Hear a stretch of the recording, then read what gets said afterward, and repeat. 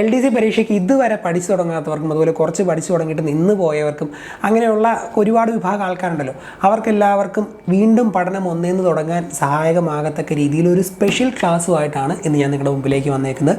ഇതുവരെ നിങ്ങൾ പഠിച്ചതും പഠിക്കാൻ നോക്കിയതൊക്കെ വിട്ടേക്കാം. ഒന്നേ നിങ്ങൾ ഇന്ന് തൊട്ട് പഠിച്ചാലും കഷ്ടപ്പെട്ട് പഠിച്ചാൽ ഇനിയുള്ള സമയം കൊണ്ട് നിങ്ങൾക്ക് LDC പരീക്ഷ ക്രാക്ക് ചെയ്യാൻ സാധിക്കും. അപ്പോൾ ഇന്നത്തെ ഈ ഒരു വീഡിയോയിൽ ഒരു 3 സബ്ജക്റ്റുമായി ബന്ധപ്പെട്ട 3 സബ്ജക്റ്റിൽ നിന്നുള്ള ടോപ്പിക്കുകൾ എടുത്തുകൊണ്ടാണ് ഞാൻ ഈ ഒരു ചെറിയ ക്ലാസ്സുമായിട്ട്, ഈ ഒരു സ്പെഷ്യൽ ക്ലാസ്സുമായിട്ട് നിങ്ങളുടെ മുമ്പിലേക്ക് വന്നേക്കുന്നത്. സ്പെഷ്യൽ ക്ലാസ് ഞാൻ സ്ട്രെസ് ചെയ്ത് പറയാനൊരു കാരണമുണ്ട്. ഞാൻ പറഞ്ഞ പോലെ 3 സബ്ജക്റ്റിൽ നിന്ന് ടോപ്പിക്കുകൾ ഇതിനകത്ത് ഉൾപ്പെടുത്തിയിട്ടുണ്ട്. മാത്സിൽ നിന്നും, ചരിത്രത്തിൽ നിന്നും, എക്കണോമിക്സിൽ നിന്നും. എക്കണോമിക്സ് 5 മാർക്കാണ്, മാത്സ് 10 മാർക്കാണ്, ചരിത്രം 5 മാർക്കാണ്. അപ്പോൾ ടോട്ടൽ 20 മാർക്കിൻ്റെ ഒരു ഭാഗം തന്നെ ഈ 3 ടോപ്പിക്ക് കൊണ്ടായി. അതിലെ 3 ഭാഗങ്ങൾ ഞാൻ ഇതിനകത്ത് കുറച്ചായിട്ട് എടുത്തിട്ടുണ്ട്. അപ്പോൾ ഈ വീഡിയോയിൽ കാര്യങ്ങൾ കേട്ട് പഠിച്ചതിന് ശേഷം ബാക്കിയുള്ള എക്സ്ട്രാ കാര്യങ്ങൾ ഇന്ന് നാളെയൊക്കെ ആയിട്ട് നിങ്ങളങ്ങ് പഠിച്ചു തീർക്കണം. ഇതൊരു തുടക്കമാക്കി നിങ്ങൾ വെച്ചുകൊണ്ട് ഈ വീഡിയോ കൊണ്ട് നിങ്ങൾ പഠനം ആരംഭിക്കുക. ഇപ്പോൾ തൊട്ട് പഠിച്ചാൽ ഞാൻ വീണ്ടും പറയുന്നു, നിങ്ങൾക്ക് LDC പരീക്ഷ ക്രാക്ക് ചെയ്യാൻ സാധിക്കും. പിന്നെ നമ്മുടെ കോഴ്സ് വാങ്ങി പഠിക്കുന്നവർക്ക് അത് മാത്രം ഫോളോ ചെയ്താൽ മതി. എല്ലാ കണ്ടൻറ്റും Day 1, Day 2, Day 3, Day 4 എന്ന രീതിയിൽ വീഡിയോ ക്ലാസ്സും അതിൻ്റെ നോട്ട്സും എല്ലാം പക്കായിട്ട് അതിലൂടെ നമ്മൾ പ്രൊവൈഡ് ചെയ്യുന്നുണ്ട്. അത് പക്കായിട്ട് പഠിച്ചു പോയാൽ സംഭവം സെറ്റാണ്. താല്പര്യമുള്ളവർക്ക് ഇനിയും ജോയിൻ ചെയ്യാം. ഹിയർ ദ നോട്ട്സ് എന്ന ആപ്പ് പ്ലേ സ്റ്റോറിൽ നിന്ന് ഡൗൺലോഡ് ചെയ്ത് നിങ്ങൾക്ക് നമ്മുടെ LDCയുടെ അവസാന ബാച്ചിലേക്ക് ജോയിൻ ചെയ്യാവുന്നതാണ്. ആപ്പിൻ്റെ ലിങ്കും കാര്യങ്ങളൊക്കെ വീഡിയോയുടെ ഡിസ്ക്രിപ്ഷൻ ബോക്സിലും കമൻറ്റ് ബോക്സിലൊക്കെ കൊടുത്തിട്ടുണ്ട്. എന്തെങ്കിലും സംശയമുള്ളവർക്ക് ഈ ഒരു സ്ക്രീനിൽ കാണുന്ന നമ്പറിൽ LDC കോഴ്സ് മെസ്സേജ് അയച്ചാൽ മതി വാട്സാപ്പിൽ. ഓക്കെ, അപ്പോൾ നമുക്ക് വീഡിയോയിലേക്ക് കടക്കാം. ആദ്യം കേരള ചരിത്രത്തിൽ നിന്നുള്ള തിരുവിതാംകൂർ രാജാക്കന്മാരിലെ ഒരു ചെറിയ ടോപ്പിക്കാണ് നമ്മൾ പഠിക്കാൻ പോകുന്നത്. കാർത്തിക തിരുനാൾ രാമവർമ്മ. കാർത്തിക തിരുനാൾ രാമവർമ്മയെ പറ്റി പഠിക്കുമ്പോൾ ആദ്യം നമ്മൾ പഠിക്കേണ്ടത് എന്താണ്? അദ്ദേഹത്തിൻ്റെ ഭരണ കാലഘട്ടം, ആ ഒരു ടൈം സ്പാൻ, അതാണ് അറിഞ്ഞിരിക്കേണ്ടത്. ഇതിന് തൊട്ട് മുമ്പ് നമ്മൾ പഠിച്ച തിരുവിതാംകൂർ രാജാവാരായിരുന്നു? മാർത്താണ്ഡവർമ്മയായിരുന്നു. മാർത്താണ്ഡവർമ്മയുടെ ഭരണകാലഘട്ടം അവസാനിക്കുന്നത് ഏത് വർഷമാണ്? 1758-ലാണ്. 1758-ലാണ് മാർത്താണ്ഡവർമ്മയുടെ ഭരണം അല്ലെങ്കിൽ ആ ഒരു ടൈം സ്പാൻ അവസാനിക്കുന്നത്. അപ്പം ആ അവസാനിക്കുന്നിടത്ത് നിന്നാണ് കാർത്തിക തിരുനാൾ രാമവർമ്മയുടെ ഭരണകാലഘട്ടം തുടങ്ങുന്നത്. 1758. ഓക്കെ, സോ നമുക്ക് ഫസ്റ്റ് വർഷത്തിലേക്ക് എത്തിയിരിക്കുകയാണ് 1758. ഈ 1758 നിന്ന് ഒരൊറ്റ അക്കം മാറ്റിയാൽ 1758 5 മാറ്റി 9 ആക്കിയാൽ എന്ത് വരും? 1798. 1758 മുതൽ 1798 വരെയാണ് കാർത്തിക തിരുനാൾ രാമവർമ്മയുടെ ഭരണ കാലഘട്ടം. അപ്പോൾ മാർത്താണ്ഡവർമ്മയുടെ നമ്മൾ ഏതായാലും ആദ്യത്തെ ക്ലാസ്സിൽ പഠിച്ചായിരുന്നു. അപ്പോൾ അത് ഓർമ്മയുള്ളവർക്ക് ആ ലാസ്റ്റ് ഇയർ ഓർമ്മ കാണും. ആ ലാസ്റ്റ് ഇയറിലെ ഒരൊറ്റ അക്കം മാറ്റി 9 ആക്കിയാൽ നമുക്ക് ഫുള്ളായിട്ട് നമ്മുടെ ഈ കാർത്തിക തിരുനാൾ രാമവർമ്മയുടെ ഭരണകാലഘട്ടം കിട്ടുമെന്ന് മനസ്സിലാക്കാം. സോ 1758 മുതൽ 1798 വരെയാണ് കാർത്തിക തിരുനാൾ രാമവർമ്മയുടെ ഭരണകാലഘട്ടം എന്ന് അറിഞ്ഞിരിക്കുക. എന്തായാലും ഈ ഒരു ടൈം സ്പാൻ നിങ്ങൾ പഠിച്ച് തന്നെ വെക്കണം കേട്ടോ, ഇമ്പോർട്ടൻ്റ് ആണ്. ഞാൻ എന്താണ് അതിൻ്റെ ഇമ്പോർട്ടൻസിൻ്റെ കാരണമെന്നൊക്കെ കഴിഞ്ഞ ക്ലാസ്സിൽ പറഞ്ഞിട്ടുണ്ടായിരുന്നു. അപ്പോൾ അത് പഠിച്ചു പോവുക. 1758 മുതൽ 1798 വരെ. ഇനി ഫസ്റ്റ് പോയിന്റ്, തിരുവിതാംകൂറിൽ ഏറ്റവും കൂടുതൽ കാലം ഭരണം നടത്തിയ രാജാവാര് എന്ന് ചോദിച്ചാൽ കാർത്തിക തിരുനാൾ രാമവർമ്മയാണ്. തിരുവിതാംകൂറിൽ ഏറ്റവും കൂടുതൽ കാലം ഭരണം നടത്തിയ രാജാവ് കാർത്തിക തിരുനാൾ രാമവർമ്മ. ആ പോയിന്റ് ഓർത്തിരിക്കാൻ വേണ്ടി മറ്റൊരു പോയിന്റുമായിട്ട് കണക്ട് ചെയ്താണ് നമ്മളിത് പഠിക്കുന്നത്. ഇദ്ദേഹത്തിൻ്റെ മറ്റൊരു പേരാണ്, ഏറ്റവും പ്രധാനപ്പെട്ട ഒരു പോയിന്റാണ് ധർമ്മരാജ എന്നുള്ളത്. ഇദ്ദേഹത്തിൻ്റെ കാർത്തിക തിരുനാൾ രാമവർമ്മ അറിയപ്പെടുന്നത് ധർമ്മരാജ എന്നാണ്. ഇതാണ് എപ്പോഴും ചോദിക്കുന്നത്, PSCയിൽ ഏറ്റവും കൂടുതൽ ചോദിക്കുന്ന ഈ ഒരു പേര് വെച്ചായിരിക്കും ധർമ്മരാജ. ഓക്കെ, ധർമ്മരാജ ഏത് കാലഘട്ടമാണ് അല്ലെങ്കിൽ ധർമ്മരാജയുമായി ബന്ധപ്പെട്ട് ചോദ്യം വരുമ്പോൾ ആ രീതിയിലാണ്. കാർത്തിക തിരുനാൾ പലപ്പോഴും കാണാറില്ല. അപ്പോൾ ധർമ്മരാജയാണ് ഇദ്ദേഹത്തിൻ്റെ പ്രധാനപ്പെട്ട പേര് അല്ലെങ്കിൽ മറ്റൊരു പേര് എന്ന് അറിഞ്ഞിരിക്കുക. അപ്പം ഏറ്റവും കൂടുതൽ കാലം നിലനിൽക്കുന്നത് നമ്മുടെ ലോകത്ത് നിലനിൽക്കുന്നത് ധർമ്മമായിരിക്കുമോ അധർമ്മമായിരിക്കുമോ? ധർമ്മമായിരിക്കും. കാരണം സത്യത്തിനായിരിക്കും അൾട്ടിമേറ്റ് വിജയം എന്ന് നമുക്കറിയാം. ഏറ്റവും കൂടുതൽ അൾട്ടിമേറ്റ് വിജയം സത്യത്തിന് അല്ലെങ്കിൽ ധർമ്മത്തിന് ന്യായത്തിനൊക്കെയാണ് എന്ന് നമുക്ക് എല്ലാവർക്കും അറിയാം. എന്നെങ്കിലും സത്യം പുറത്ത് വരിക തന്നെ ചെയ്യും. അപ്പോൾ ധർമ്മമായിരിക്കും അൾട്ടിമേറ്റ് വിജയം അല്ലെങ്കിൽ ഏറ്റവും കൂടുതൽ കാലം നിലനിൽക്കുന്നത് ധർമ്മമായിരിക്കുമെന്ന് നമുക്കറിയാം. സോ ആ ഒരു ചിന്തയിൽ നിന്ന്, കോൺസെപ്റ്റിൽ നിന്ന് തിരുവിതാംകൂറിൽ ഏറ്റവും കൂടുതൽ കാലം ഭരണം നടത്തിയത് ധർമ്മരാജയാണെന്ന് നമുക്ക് ഓർത്തിരിക്കാമല്ലോ. തിരുവിതാംകൂറിൽ ഏറ്റവും കൂടുതൽ കാലം ഭരണം നടത്തിയത് ധർമ്മരാജയാണ്. കാരണം ധർമ്മമായിരിക്കും ഏറ്റവും കൂടുതൽ കാലം നിലനിൽക്കുന്നത് ധർമ്മത്തെ അപേക്ഷിച്ച്, അല്ലേ? അപ്പം ഏറ്റവും കൂടുതൽ കാലം ഭരണം നടത്തിയ രാജാവ് ധർമ്മരാജ. ധർമ്മരാജ ആരാണ്? കാർത്തിക തിരുനാൾ രാമവർമ്മ. ഓക്കെ, ഫസ്റ്റ് 2 പോയിന്റുകൾ നമ്മൾ പഠിച്ചു. ഇനി ഏറ്റവും കൂടുതൽ കാലം ഭരിച്ചു എന്ന് പറഞ്ഞു. അങ്ങനെ കുറേ കാലം ഭരിച്ചു കഴിയുമ്പോൾ എന്ത് സംഭവിക്കും? കിഴവനാവുകയല്ലേ. കുറേ കാലം ഭരിച്ച് നമ്മുടെ രാഷ്ട്രീയക്കാരെയൊക്കെ പോലെ വയസ്സനായിട്ടുള്ള പ്രധാനമന്ത്രിയും വയസ്സനായ മുഖ്യമന്ത്രിമാരും ഒക്കെ ആയി മാറും. അപ്പോൾ കുറേ കാലം ഭരിച്ച് കിഴവനായി മാറി എന്ന് ഓർത്താൽ മതി. അങ്ങനെ കിഴവൻ രാജ എന്ന നെക്സ്റ്റ് പോയിന്റിലേക്ക് എത്താം. കിഴവൻ രാജ എന്ന പേരിൽ അറിയപ്പെടുന്ന തിരുവിതാംകൂർ രാജാവ് ആര് എന്ന് ചോദിച്ചാൽ ചോദിച്ചാൽ കാർത്തിക തിരുനാൾ രാമവർമ്മ. കിഴവൻ രാജ എന്നറിയപ്പെടുന്ന തിരുവിതാംകൂർ രാജാവ് കാർത്തിക തിരുനാൾ രാമവർമ്മ. ഓരോ പോയിന്റ് ഞാൻ പറയുമ്പോൾ ആ ഒരു സെക്കൻഡിൽ തന്നെ നിങ്ങൾ പഠിച്ചു വെക്കണം. കാരണം പിന്നത്തേന് പഠിക്കാൻ വെക്കരുത്, നമ്മളത് നോക്കാൻ സാധ്യത കുറവാണ്. സോ ആ സെക്കൻഡിൽ തന്നെ ഏതെങ്കിലും ബുക്കിലേക്കൊക്കെ എഴുതി അപ്പോൾ തന്നെ പഠിച്ചു വെക്കണം. നാളെ ഒന്ന് റിവൈസ് ചെയ്ത് കംപ്ലീറ്റ് സെറ്റാക്കിയിരിക്കണം. ഓക്കെ, കിഴവൻ രാജ എന്നറിയപ്പെടുന്നത് കാർത്തിക തിരുനാൾ രാമവർമ്മ അല്ലെങ്കിൽ ധർമ്മരാജ. ഇനി ധർമ്മരാജയുമായി സഖ്യമുണ്ടാക്കിയ കൊച്ചിയിലെ രാജാവ് ആര് എന്ന് ചോദിക്കാം. അത് കേരളവർമ്മയാണ്. ധർമ്മരാജയുമായി സഖ്യമുണ്ടാക്കിയ കൊച്ചിയിലെ രാജാവ് ആര് എന്ന് ചോദിച്ചാൽ കേരളവർമ്മയാണ് എന്ന് അറിഞ്ഞിരിക്കുക. കേരളവർമ്മ, ധർമ്മരാജയുമായി സഖ്യമുണ്ടാക്കിയ കൊച്ചിയിലെ രാജാവ് കേരളവർമ്മ. അതുപോലെ കൊച്ചിയും തിരുവിതാംകൂറുമായി ഒപ്പുവെച്ച ഒരു ഉടമ്പടിയും കൂടെ അറിഞ്ഞിരിക്കണം. 1762 ഇദ്ദേഹത്തിൻ്റെ കാലഘട്ടത്തിൽ. അത് ശുചീന്ദ്രം ഉടമ്പടിയാണ്. കൊച്ചിയും തിരുവിതാംകൂറുമായി ഒപ്പുവെച്ച ഒരു ഉടമ്പടിയാണ് ശുചീന്ദ്രം ഉടമ്പടി, 1762. അതൊന്ന് ചെറുതായിട്ട് കണക്ട് ചെയ്യാൻ വേണ്ടി, ഈ ധർമ്മരാജയുടെ ഒരു പേര് കിഴവൻ രാജ എന്ന് ഞാൻ പറഞ്ഞല്ലോ. ഭയങ്കര കിഴവനായതുകൊണ്ട് തന്നെ അദ്ദേഹത്തിൻ്റെ കാര്യങ്ങളൊന്നും തന്നെത്താൻ നോക്കാൻ മേലായിരുന്നു എന്ന് വിചാരിക്കുക. വയസ്സായ അപ്പച്ചന്മാരെ അമ്മച്ചിമാരെയൊക്കെ നോക്കുന്ന ആരാണ്? മക്കളാണ്, കൊച്ചുമക്കളും ഒക്കെ. അപ്പോൾ കൊച്ചു പിള്ളേരാണ് ഈ കിഴവനായ രാജയുടെ കാര്യങ്ങളെല്ലാം നോക്കുന്നത്, അല്ലെങ്കിൽ മുറിയൊക്കെ ശുചിയാക്കിയിരുന്നത് എന്നോർത്താൽ മതി. കിഴവൻ രാജയുടെ മുറിയൊക്കെ ശുചിയാക്കിയിരുന്നത് കൊച്ചു പിള്ളേരാണ്, അങ്ങനെ എന്നോർത്തേ. അപ്പം ശുചിയാക്കിയിരുന്നത് ശുചിത്വം, ശുചീന്ദ്രം കണക്ട് ചെയ്യാം. ശുചീന്ദ്രം ഉടമ്പടി, കിഴവൻ രാജയുടെ മുറിയൊക്കെ ശുചിയാക്കിയിരുന്നത് കൊച്ചു പിള്ളേരാണ് എന്ന് ഞാൻ പറഞ്ഞല്ലോ. കൊച്ചിയും തിരുവിതാംകൂറും ഒപ്പുവെച്ച ഉടമ്പടി ശുചീന്ദ്രം ഉടമ്പടി. കൊച്ചിയും തിരുവിതാംകൂറുമായി ഒപ്പുവെച്ച ഉടമ്പടി ശുചീന്ദ്രം ഉടമ്പടി 1762 കൊച്ചിയും തിരുവിതാംകൂറുമായിട്ട് ഒപ്പുവെച്ച ഉടമ്പടി ശുചീന്ദ്രം ഉടമ്പടിയാണെന്നും അറിഞ്ഞിരിക്കുക. ശുചീന്ദ്രം ക്ഷേത്രത്തിൽ വെച്ചാണ് ഈ ഉടമ്പടി ഒപ്പുവെച്ചത്. ഇനി കൊച്ചു പിള്ളേരും ഒക്കെ ആയിട്ട് പുള്ളിക്ക് അതുകൊണ്ട് ഭയങ്കര കാര്യമായിരുന്നു. കാരണം കൊച്ചു പിള്ളേരെല്ലാം ഒന്ന് പുള്ളിയുടെ മുറിയൊക്കെ ശുചിയാക്കുമെന്ന് പറഞ്ഞല്ലോ. അതുകൊണ്ട് തന്നെ കൊച്ചു പിള്ളേരൊക്കെ ആയിട്ട് ബന്ധപ്പെട്ട് ബാലന്മാരെന്ന് പറയാമല്ലോ. കൊച്ചു പിള്ളേരെ, കൊച്ചുകുട്ടികളെ ബാലന്മാർ എന്ന് പറയാമല്ലോ. ബാലരാമഭരതം എഴുതിയത് ധർമ്മരാജയാണ്. കൊച്ചു പിള്ളേരിൽ നിന്ന് ബാലന്മാരിലേക്ക് എത്തി, ബാലന്മാരിൽ നിന്ന് ബാലരാമഭരതത്തിലേക്ക് എത്തി. ബാലരാമഭരതം എഴുതിയത് ധർമ്മരാജയാണ്. ഭരതമുനിയുടെ നാട്യശാസ്ത്രത്തെ ആധാരമാക്കി രചിച്ച കൃതിയാണ് ബാലരാമഭരതം എഴുതിയത് ധർമ്മരാജയാണെന്ന് അറിഞ്ഞിരിക്കുക. നമ്മുടെ കാർത്തിക തിരുനാൾ രാമവർമ്മ. ഞാൻ രണ്ടുപേരും പറയും കേട്ടോ, കമൻറ്റ് വന്നേക്കില്ല അതെന്താ സാറേ മാറിപ്പോയാലും, മീൻസ് ധർമ്മരാജയും കാർത്തിക തിരുനാളും മാറിപ്പോകുന്നു എന്നും പറഞ്ഞ് കൺഫ്യൂഷൻ അടിച്ചേക്കില്ല. എന്താ പറഞ്ഞു വന്നത്? ബാലരാമഭരതം എഴുതിയത് ധർമ്മരാജയാണെന്ന് അറിഞ്ഞിരിക്കുക. നെക്സ്റ്റ് പോയിന്റ്, ആട്ടക്കഥകൾ രചിച്ച തിരുവിതാംകൂർ രാജാവ് ആര് എന്ന് ചോദിച്ചാൽ ധർമ്മരാജയാണ്.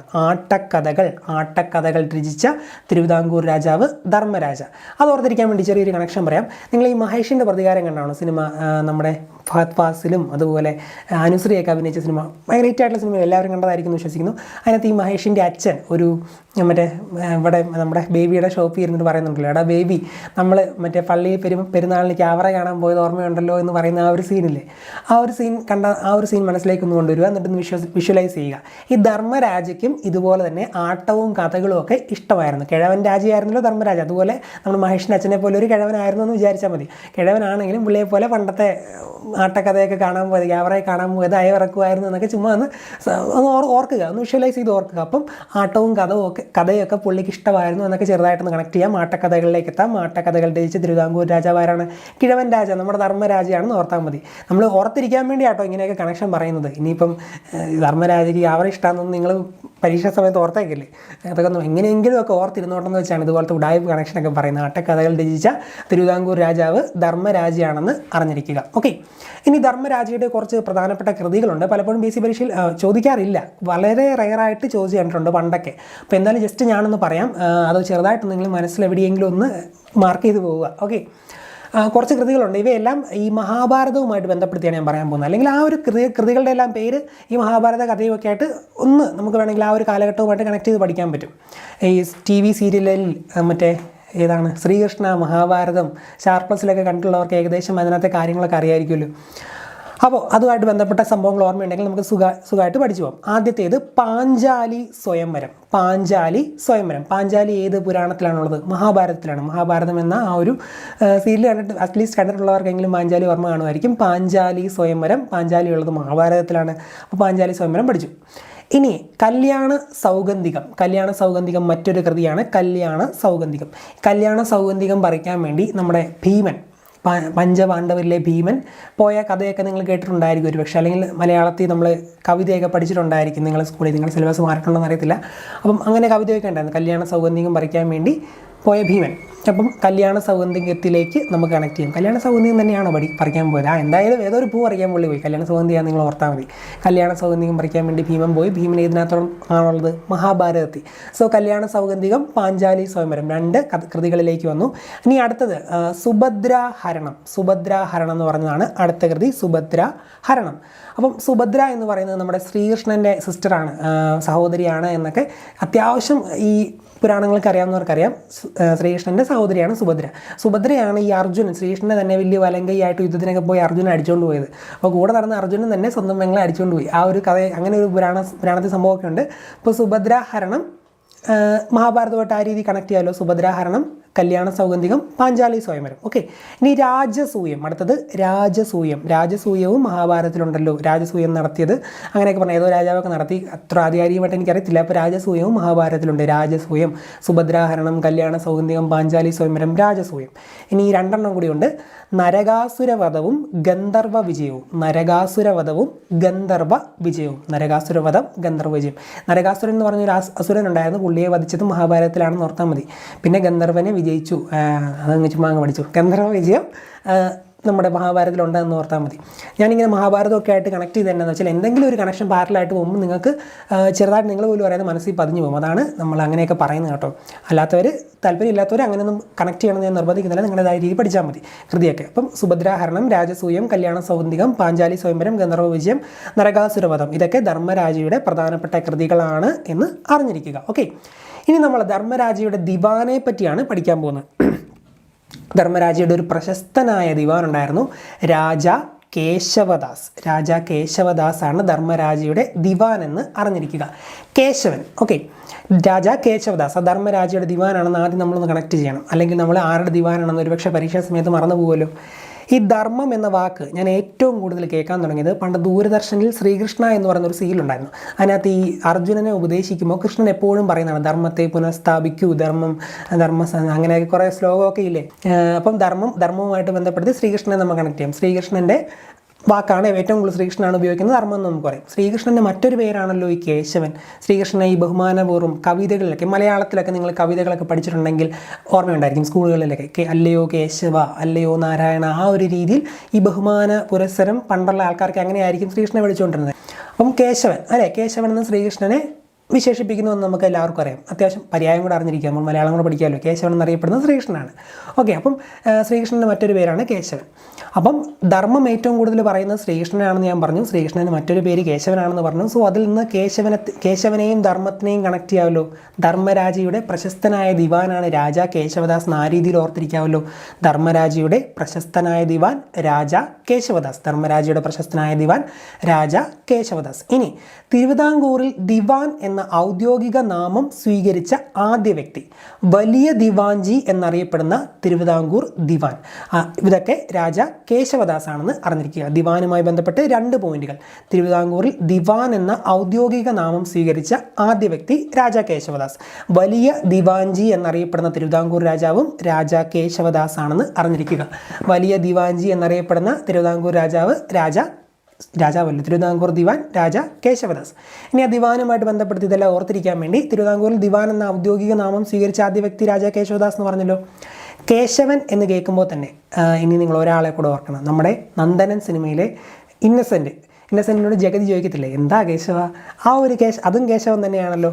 അപ്പോൾ ആ കേശവൻ ആ തറവാട്ടിൽ ആരാണ്? ഒരു കാര്യസ്ഥൻ പോലെയാണ്, വീട്ടിലെ എല്ലാ കാര്യങ്ങളും നോക്കുന്നത് കേശവനാണ്. അപ്പോൾ രാവിലെ മോർണിംഗിൽ തന്നെ എണീറ്റ് വീട്ടിലേക്ക് ആവശ്യമായിട്ടുള്ള കാര്യങ്ങളും സാധനങ്ങളും ഒക്കെ ഒരു വലിയ വാൻ പിടിച്ചു പോയി മേടിച്ചുകൊണ്ട് വരുന്നയാളാണ് ആ കേശവൻ എന്നൊന്ന് ഓർത്തേ. നമ്മുടെ നന്ദനത്തിലെ കേശവൻ രാവിലെ മോർണിംഗിൽ തന്നെ എണീറ്റ്, എന്തിനാണ് മോർണിംഗിൽ തന്നെ എണീറ്റ് എന്നൊക്കെ ഞാൻ പറയാം.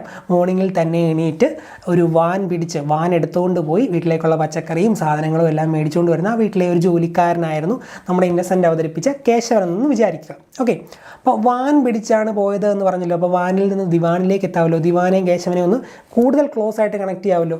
സോ വലിയ ദിവാഞ്ചി എന്നറിയപ്പെടുന്ന തിരുവിതാംകൂർ ദിവാൻ രാജാ കേശവദാസ്. തിരുവിതാംകൂറിൽ ദിവാൻ എന്ന ഔദ്യോഗിക നാമം സ്വീകരിച്ച ആദ്യ വ്യക്തി രാജാ കേശവദാസ്. 2 പോയിന്റിലേക്ക് എത്തി. കേശവനെയും കേശവദാസിനെയും കണക്ട് ചെയ്ത് ദിവാൻ എന്ന ഔദ്യോഗിക നാമം സ്വീകരിച്ച ആദ്യ വ്യക്തി രാജാ കേശവദാസ്. വലിയ ദിവാഞ്ചി എന്നറിയപ്പെടുന്ന തിരുവിതാംകൂർ ദിവാൻ രാജാ കേശവദാസ് ആണെന്നും അറിഞ്ഞിരിക്കുക. ഇനി രാജാ കേശവദാസിന്റെ യഥാർത്ഥ പേര് കേശവപിള്ള എന്നാണ്. രാജാ കേശവദാസിന്റെ യഥാർത്ഥ പേര് കേശവപിള്ള എന്നതാണ് രാജാ കേശവദാസിന്റെ യഥാർത്ഥ പേര്. രാജാ കേശവദാസിന് രാജ എന്ന പദവി നൽകിയത് മോണിംഗ്ടൺ പ്രഭുവാണ്. രാജാ കേശവദാസിന് രാജ എന്ന പദവി നൽകിയത് മോണിംഗ്ടൺ പ്രഭുവാണ്. അത് ഓർത്തിരിക്കാൻ വേണ്ടിയാണ് രാവിലെ എണീറ്റ് വാൻ പിടിച്ചു പോകുന്ന കാര്യം ഞാൻ പറഞ്ഞത്. അപ്പോൾ നിങ്ങൾക്ക് ഓർത്തിരിക്കുമല്ലോ, രാവിലെ, പ്രഭാതം, മോണിംഗ്ടൺ പ്രഭു. രാജാ കേശവദാസിന് രാജ എന്ന പദവി നൽകിയത് മോണിംഗ്ടൺ പ്രഭുവാണ്. ഓക്കെ, ഇനി ആലപ്പുഴ പട്ടണത്തിൻ്റെ സ്ഥാപകൻ രാജാ കേശവദാസ് ആണ്. ആലപ്പുഴ പട്ടണത്തിൻ്റെ സ്ഥാപകനായിട്ട് അറിയപ്പെടുന്ന ദിവാൻ അല്ലെങ്കിൽ വ്യക്തി ആരെന്ന് ചോദിച്ചാൽ ആരാണ്? രാജാ കേശവദാസ് ആണ് ആലപ്പുഴ പട്ടണത്തിൻ്റെ സ്ഥാപകനെന്ന് അറിഞ്ഞിരിക്കുക. കേശവൻ ആരാണ്? നമ്മുടെ ശ്രീകൃഷ്ണൻ ആരാണ്? വിഷ്ണു എന്ന് പറയുന്നത് ഈ പുരാണ പ്രകാരം ഒരു പാമ്പിൻ്റെ പുറത്ത് ഒരു കടലിൽ ഇങ്ങനെ കടന്ന് സഞ്ചരിക്കുന്ന ഒരു പുള്ളിയല്ലേ, കരയില്ലാത്ത അല്ലെങ്കിൽ അന്തമില്ലാത്ത കടലിൽ സഞ്ചരിക്കുന്ന ഒരു ദൈവമായിട്ടാണ് വിഷ്ണുവിനെ ഹൈന്ദവ വിശ്വാസപ്രകാരം കാണുന്നത് അല്ലേ.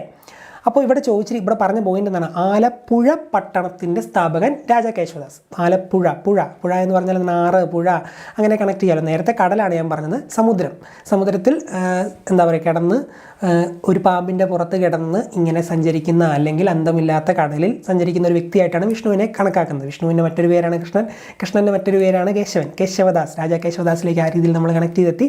ഇനി ഇവിടെ ആലപ്പുഴ, കടലിന് പകരം നമ്മൾ പുഴയാക്കാം. പുഴയിൽ അനന്തമായി കിടക്കുന്ന പുഴയിൽ സഞ്ചരിക്കുന്ന ആളാണ് കേശവൻ എന്ന് ഓർത്താൽ മതി. അപ്പോൾ ഇപ്പോൾ ഒന്ന് ഓർക്കുകയാണെങ്കിൽ ആ രീതിയിൽ മനസ്സിലൊന്ന് രസകരമായി ചിന്തിച്ച് പോകുകയാണെങ്കിൽ പുഴയും കേശവനായിട്ട് കണക്ട് ചെയ്യാം. ആലപ്പുഴ പട്ടണത്തിൻ്റെ സ്ഥാപകൻ രാജാ കേശവദാസ്. ആലപ്പുഴ പട്ടണത്തിൻ്റെ സ്ഥാപകൻ രാജാ കേശവദാസ്. ഒരു പയ്യൻ കഴിഞ്ഞ ദിവസം എന്നോട് ചോദിച്ചു, എന്തിനാണ് ഒരു കാര്യം പറയുമ്പോൾ വേറൊരു കോഡ് ആ സൈഡിൽ പറഞ്ഞു പോകുന്നതെന്ന്. ആ കോഡില്ല, ഡയറക്റ്റ് പറഞ്ഞാൽ പോരുന്നത്. അപ്പോൾ അതിനുള്ള ഉത്തരം എന്താണെന്ന് വെച്ചാൽ, ഈ ഒരു കോഡ് ഒരു പശുവിനെ പിടിച്ച് തെങ്ങേ കെട്ടി പോകുന്ന പോലത്തെ ഒരു കോഡ് ഇടയ്ക്ക് പറഞ്ഞു പോകുന്നത് എന്താണെന്ന് വെച്ചാൽ, പരീക്ഷാ സമയത്ത് നമുക്ക് പെട്ടെന്ന് കൺഫ്യൂഷൻ വരുന്ന ഒരു സിറ്റുവേഷൻ ഉണ്ടാകും. ഞാൻ പരീക്ഷ എഴുതിയിട്ടുള്ളതാണ്, നിങ്ങളും പരീക്ഷ എഴുതിയിട്ടുള്ളവരായിരിക്കും. അപ്പോൾ നിങ്ങൾക്ക് അതൊന്ന് ചിന്തിച്ചാൽ മനസ്സിലാവും. ആ കൺഫ്യൂഷൻ വരുമ്പോൾ ഇതുപോലെ ഏതെങ്കിലും ഒരു കോഡ് നിങ്ങൾ പോലും അറിയാതെ നിങ്ങളുടെ മനസ്സിലേക്ക് അത്യാവശ്യം പഠിച്ചവരാണെങ്കിൽ ഉറപ്പായിട്ടും വന്നിരിക്കും. അപ്പോൾ കൺഫ്യൂഷൻ ഉറപ്പാക്കി എൻ്റെ ക്ലാസ് കേൾക്കുന്ന കുട്ടികൾക്ക് അത് എഴുതാൻ പറ്റുമെങ്കിൽ എനിക്കത് ഭയങ്കര സന്തോഷമായിരിക്കും. അപ്പം കോഡ് ഇഷ്ടപ്പെടുന്നവരായിരിക്കുമല്ലോ എൻ്റെ ക്ലാസ് എന്തായാലും കേൾക്കുന്നത്. അപ്പം ആ ഒരു രീതിയിൽ നിങ്ങൾ പോലും അറിയാതെ നിങ്ങൾക്ക് എൻ്റെ ക്ലാസ് ഉപകാരപ്രദമാവുകയാണെങ്കിൽ അതല്ല എൻ്റെ വിജയം. അപ്പം അതുകൊണ്ടുകൂടിയാണ് ഞാൻ കൂടുതലും കോഡ് ഉൾക്കൊള്ളിച്ച് പറയുന്നത്. ഞാൻ തന്നെ ഉണ്ടാക്കുന്ന കോഡുകളാണ്, അതുകൊണ്ട് എനിക്ക് അഭിമാനപുരസരം പറയാൻ പറ്റും. ഓക്കെ, അപ്പോൾ ആലപ്പുഴ പട്ടണത്തിൻ്റെ സ്ഥാപകൻ രാജാ കേശവദാസാണ്. ഇനി ഒരു കാര്യം കൊണ്ട് അറിഞ്ഞിരിക്കുക, ആലപ്പുഴ തുറമുഖവും ചാല കമ്പോളവും പണി കഴിപ്പിച്ചത് ആര് എന്ന് ചോദിച്ചാലും രാജാ കേശവദാസാണ്. ആലപ്പുഴ തുറമുഖവും ചാല കമ്പോളവും പണി കഴിപ്പിച്ചത് രാജാ കേശവദാസ് എന്ന് പറയാം. ആലപ്പുഴ പട്ടണത്തിൻ്റെ സ്ഥാപകൻ, ആലപ്പുഴ തുറമുഖവും ചാല കമ്പോളവും പണി കഴിപ്പിച്ചത് രാജാ കേശവദാസ്. രാജാ കേശവദാസിൻ്റെ സ്മരണാർത്ഥം നാമകരണം ചെയ്ത തിരുവനന്തപുരത്തെ പട്ടണം ഏത്? അത്യാവശ്യം തിരുവനന്തപുരത്തെ പറ്റി ഒരു ഐഡിയ ഉണ്ടെങ്കിൽ നിങ്ങൾക്ക് അത് ഓർമ്മയുണ്ടായിരിക്കും. കേശവദാസപുരം, പേരുമായിട്ട് തന്നെ സെയിമാണ്. കേശവദാസപുരം, രാജാ കേശവദാസിൻ്റെ സ്മരണാർത്ഥം നാമകരണം ചെയ്ത തിരുവനന്തപുരത്തെ പട്ടണം കേശവദാസപുരം. നല്ലൊരു സ്ഥലമാണ് കേട്ടോ, കാരണം അവിടെ നിന്നാൽ എങ്ങോട്ട് വേണമെങ്കിലും വണ്ടി കിട്ടും. ഞാൻ തിരുവനന്തപുരത്ത് ഒരു 6 മാസം കഴിഞ്ഞ് കൊറോണയ്ക്ക് മുമ്പ് ജോലി ചെയ്തായിരുന്നു. അപ്പം കേശവദാസപുരത്താണ് താമസിച്ചത്. ഒരു റൂമിൽ താമസിച്ചത്. ഇറങ്ങി നിന്നാൽ എങ്ങോട്ട് വേണമെങ്കിലും ബസ് കിട്ടും. നല്ലൊരു സ്ഥലമാണ് കേശവദാസപുരം. നല്ല ഇഷ്ടംപോലെ കടയും ഒരു ചായക്കടക്കാരനുണ്ട് അവിടെ. ഞാൻ ഡെയിലി ചായ കുടിക്കുന്നത്. നല്ല സ്ഥലം കേട്ടോ. അപ്പോൾ കേശവദാസപുരമാണ് കേശവദാസിൻ്റെ പേരിൽ നാമകരണം ചെയ്ത തിരുവനന്തപുരത്തെ പട്ടണം. അടുത്ത പോയിന്റ്, ഹൈദരാലിയുടെയും ടിപ്പു സുൽത്താൻ്റെയും മലബാർ ആക്രമണ സമയത്തെ രാജാവാര്. ഹൈദരാലിയുടെയും ടിപ്പു സുൽത്താൻ്റെയും മലബാർ ആക്രമണ സമയത്തെ രാജാവാര് എന്ന് ചോദിക്കും. അത് ഇദ്ദേഹം തന്നെയാണ്, കാർത്തിക തിരുനാൾ രാമവർമ്മ അല്ലെങ്കിൽ ധർമ്മരാജ. അത് ഓർത്തിരിക്കാൻ വേണ്ടി ടിപ്പു സുൽത്താൻ്റെ ആക്രമണ സമയത്തെ രാജാവ് ആര് എന്നായിരിക്കും ഒരുപക്ഷെ ചോദിക്കുന്നത്. കാരണം ടിപ്പുമായിട്ട് ബന്ധപ്പെട്ട് പിന്നെയും പോയിന്റുകളുണ്ട്. അപ്പം അത് ഓർത്തിരിക്കാൻ വേണ്ടി ഈ വെള്ളി നക്ഷത്ര സിനിമ കണ്ടതല്ലേ, പൃഥ്വിരാജ്, പിന്നെ ഒരു കൊച്ച്, കുറേ പ്രേതവും കാര്യങ്ങളും പുനർജന്മവും ഒക്കെ ഉള്ളൊരു സിനിമയാണ് വെള്ളി നക്ഷത്രം. അതിനകത്ത് കാർത്തിക നക്ഷത്രത്തിൽ പിറന്ന ഒരു പെൺകുട്ടിയാണ് ഈ സിദ്ദിഖിനെ കൊല്ലാൻ പോകുന്നത് എന്ന് പറഞ്ഞ് തിലകനും നരേന്ദ്രപ്രസാദൊക്കെ പറയുമല്ലോ. നരേന്ദ്രപ്രസാദാണോ രാജംപി ദേവാന്ന് ഞാൻ മറന്നുപോയി. അപ്പോൾ അങ്ങനെ പറയുന്നുണ്ട്.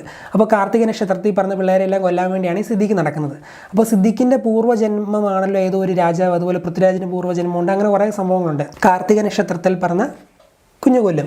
അപ്പോൾ ഈ സിദ്ദിഖിനെ ആ പൂർവ്വജന്മത്തിൽ ആക്രമിക്കുന്ന സിദ്ദിഖ് രാജാവായിരുന്നു, സിദ്ദിഖിനെ ആക്രമിക്കുന്നത് ടിപ്പു ആണല്ലോ. ടിപ്പുവിൻ്റെ ആക്രമണത്തെ ഭയന്നാണ് പൃഥ്വിരാജിനെ അയാൾ കൊല്ലുന്നതും പൃഥ്വിരാജിൻ്റെ ഭാര്യയെയും കുഞ്ഞിനെയും ഒക്കെ എന്താ പറയുക മണ്ണിനടിയിലാക്കുന്നതും. അങ്ങനെ കുറേ അതിനകത്ത് കാര്യങ്ങൾ പറയുന്നുണ്ട്. അപ്പോൾ കാർത്തിക നക്ഷത്രവുമായിട്ട് ആ സിനിമയെ കണക്ട് ചെയ്ത് ആ സിനിമയിൽ സിദ്ദിഖിനെ ആക്രമിക്കുന്നത് ടിപ്പുവാണ്. ടിപ്പുവിനെ പേടിച്ച് കാർത്തിക നക്ഷത്രത്തിൽ പിറന്ന കുഞ്ഞിനെ പുള്ളി കൊല്ലുന്നു. ഭാവിയിൽ കാർത്തിക നക്ഷത്രത്തിൽ പറഞ്ഞ കൊച്ച് എന്താ പറയുക സിദ്ദിഖിനെ കൊല്ലുന്നു. ആ കഥകളൊക്കെ ഓർമ്മയുണ്ടെങ്കിൽ കാർത്തികയും ടിപ്പു ഒക്കെ ആയിട്ട് കണക്ട് ചെയ്യാമല്ലോ. ടിപ്പു സുൽത്താൻ്റെ മലബാർ ആക്രമണ സമയത്തെ രാജാവ് കാർത്തിക തിരുനാൾ രാമവർമ്മ. ഇനി മറന്നു പോകത്തില്ലല്ലോ, ടിപ്പു സുൽത്താൻ വരുമ്പോൾ കാർത്തിക നക്ഷത്രം വെള്ളി നക്ഷത്രത്തിൽ ഓർമ്മ വന്നോണം. ടിപ്പു സുൽത്താൻ്റെ മലബാർ ആക്രമണ സമയത്തെ രാജാവ് കാർത്തിക തിരുനാൾ രാമവർമ്മ. അതുപോലെ ഹൈദരാലിയുടെയും സമയത്തെ രാജാവ് കാർത്തിക തിരുനാൾ രാമവർമ്മയാണെന്ന് അറിഞ്ഞിരിക്കുക. ഹൈദരാലിയുടെയും ആക്രമണ സമയത്തെ രാജാവ് കാർത്തിക തിരുനാൾ രാമവർമ്മ. ഹൈദരാലിയുടെയും ടിപ്പു സുൽത്താൻ്റെയും മലബാർ ആക്രമണ സമയത്തെ രാജാവ് കാർത്തിക തിരുനാൾ രാമവർമ്മ. ഒറ്റ പോയിന്റോട് അറിഞ്ഞിരിക്കണം, ടിപ്പുവിൻ്റെ ആക്രമണ കാലത്ത് മലബാറിൽ നിന്നും പലായനം ചെയ്ത ജനങ്ങൾക്ക് അഭയം നൽകിയതിനാലാണ് ധർമ്മരാജ എന്ന പേര് ലഭിച്ചത്. ടിപ്പുവിൻ്റെ ആക്രമണ കാലത്ത് മലബാറിൽ നിന്ന് പലായനം ചെയ്ത ജനങ്ങൾക്ക് അഭയം നൽകി, അതുകൊണ്ടാണ് ഇദ്ദേഹം ധർമ്മരാജ എന്ന് അറിയപ്പെടുന്നത് എന്ന് അറിഞ്ഞിരിക്കുക. കുറച്ച് പോയിന്റുകളോട് നമ്മൾ ധർമ്മരാജയുമായി ബന്ധപ്പെട്ട് അറിഞ്ഞിരിക്കണം. അതാണ് ഇനി പറയാൻ പോകുന്നത്. നെടുങ്കോട്ട പണി കഴിപ്പിച്ച തിരുവിതാംകൂർ രാജാവ് ആര് എന്ന് ചോദിക്കാം. നെടുങ്കോട്ട പണി കഴിപ്പിച്ച തിരുവിതാംകൂർ രാജാവ് ധർമ്മരാജ. നെടുങ്കോട്ട എന്ന വാക്ക് ആരംഭിക്കുന്നത് ഏത് അക്ഷരത്തിലാണ്? ന എന്ന അക്ഷരത്തിലാണ് അല്ലേ. ന്യായം തിരിഞ്ഞിട്ടാൽ എന്ത് വരും? ദാ പോലെ വരുമല്ലേ. ധർമ്മരാജയിലേക്ക് കണക്ട് ചെയ്യാമല്ലോ. നെടുങ്കോട്ട പണി കഴിപ്പിച്ച തിരുവിതാംകൂർ രാജാവ് ധർമ്മരാജ. ഓക്കെ. ടിപ്പു സുൽത്താൻ നെടുങ്കോട്ട ആക്രമിച്ച വർഷം ഏത് എന്ന് ചോദിക്കാം. അത് 1789 ആണ്.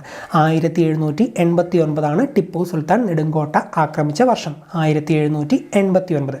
ടിപ്പുവിൻ്റെ മലബാർ ആക്രമണ സമയത്തെ രാജാവ് കാർത്തിക തിരുനാൾ രാമവർമ്മ. ടിപ്പു സുൽത്താൻ നെടുങ്കോട്ട ആക്രമിച്ച വർഷം 1789. നെടുങ്കോട്ട പണി കഴിപ്പിച്ചത് ധർമ്മരാജ.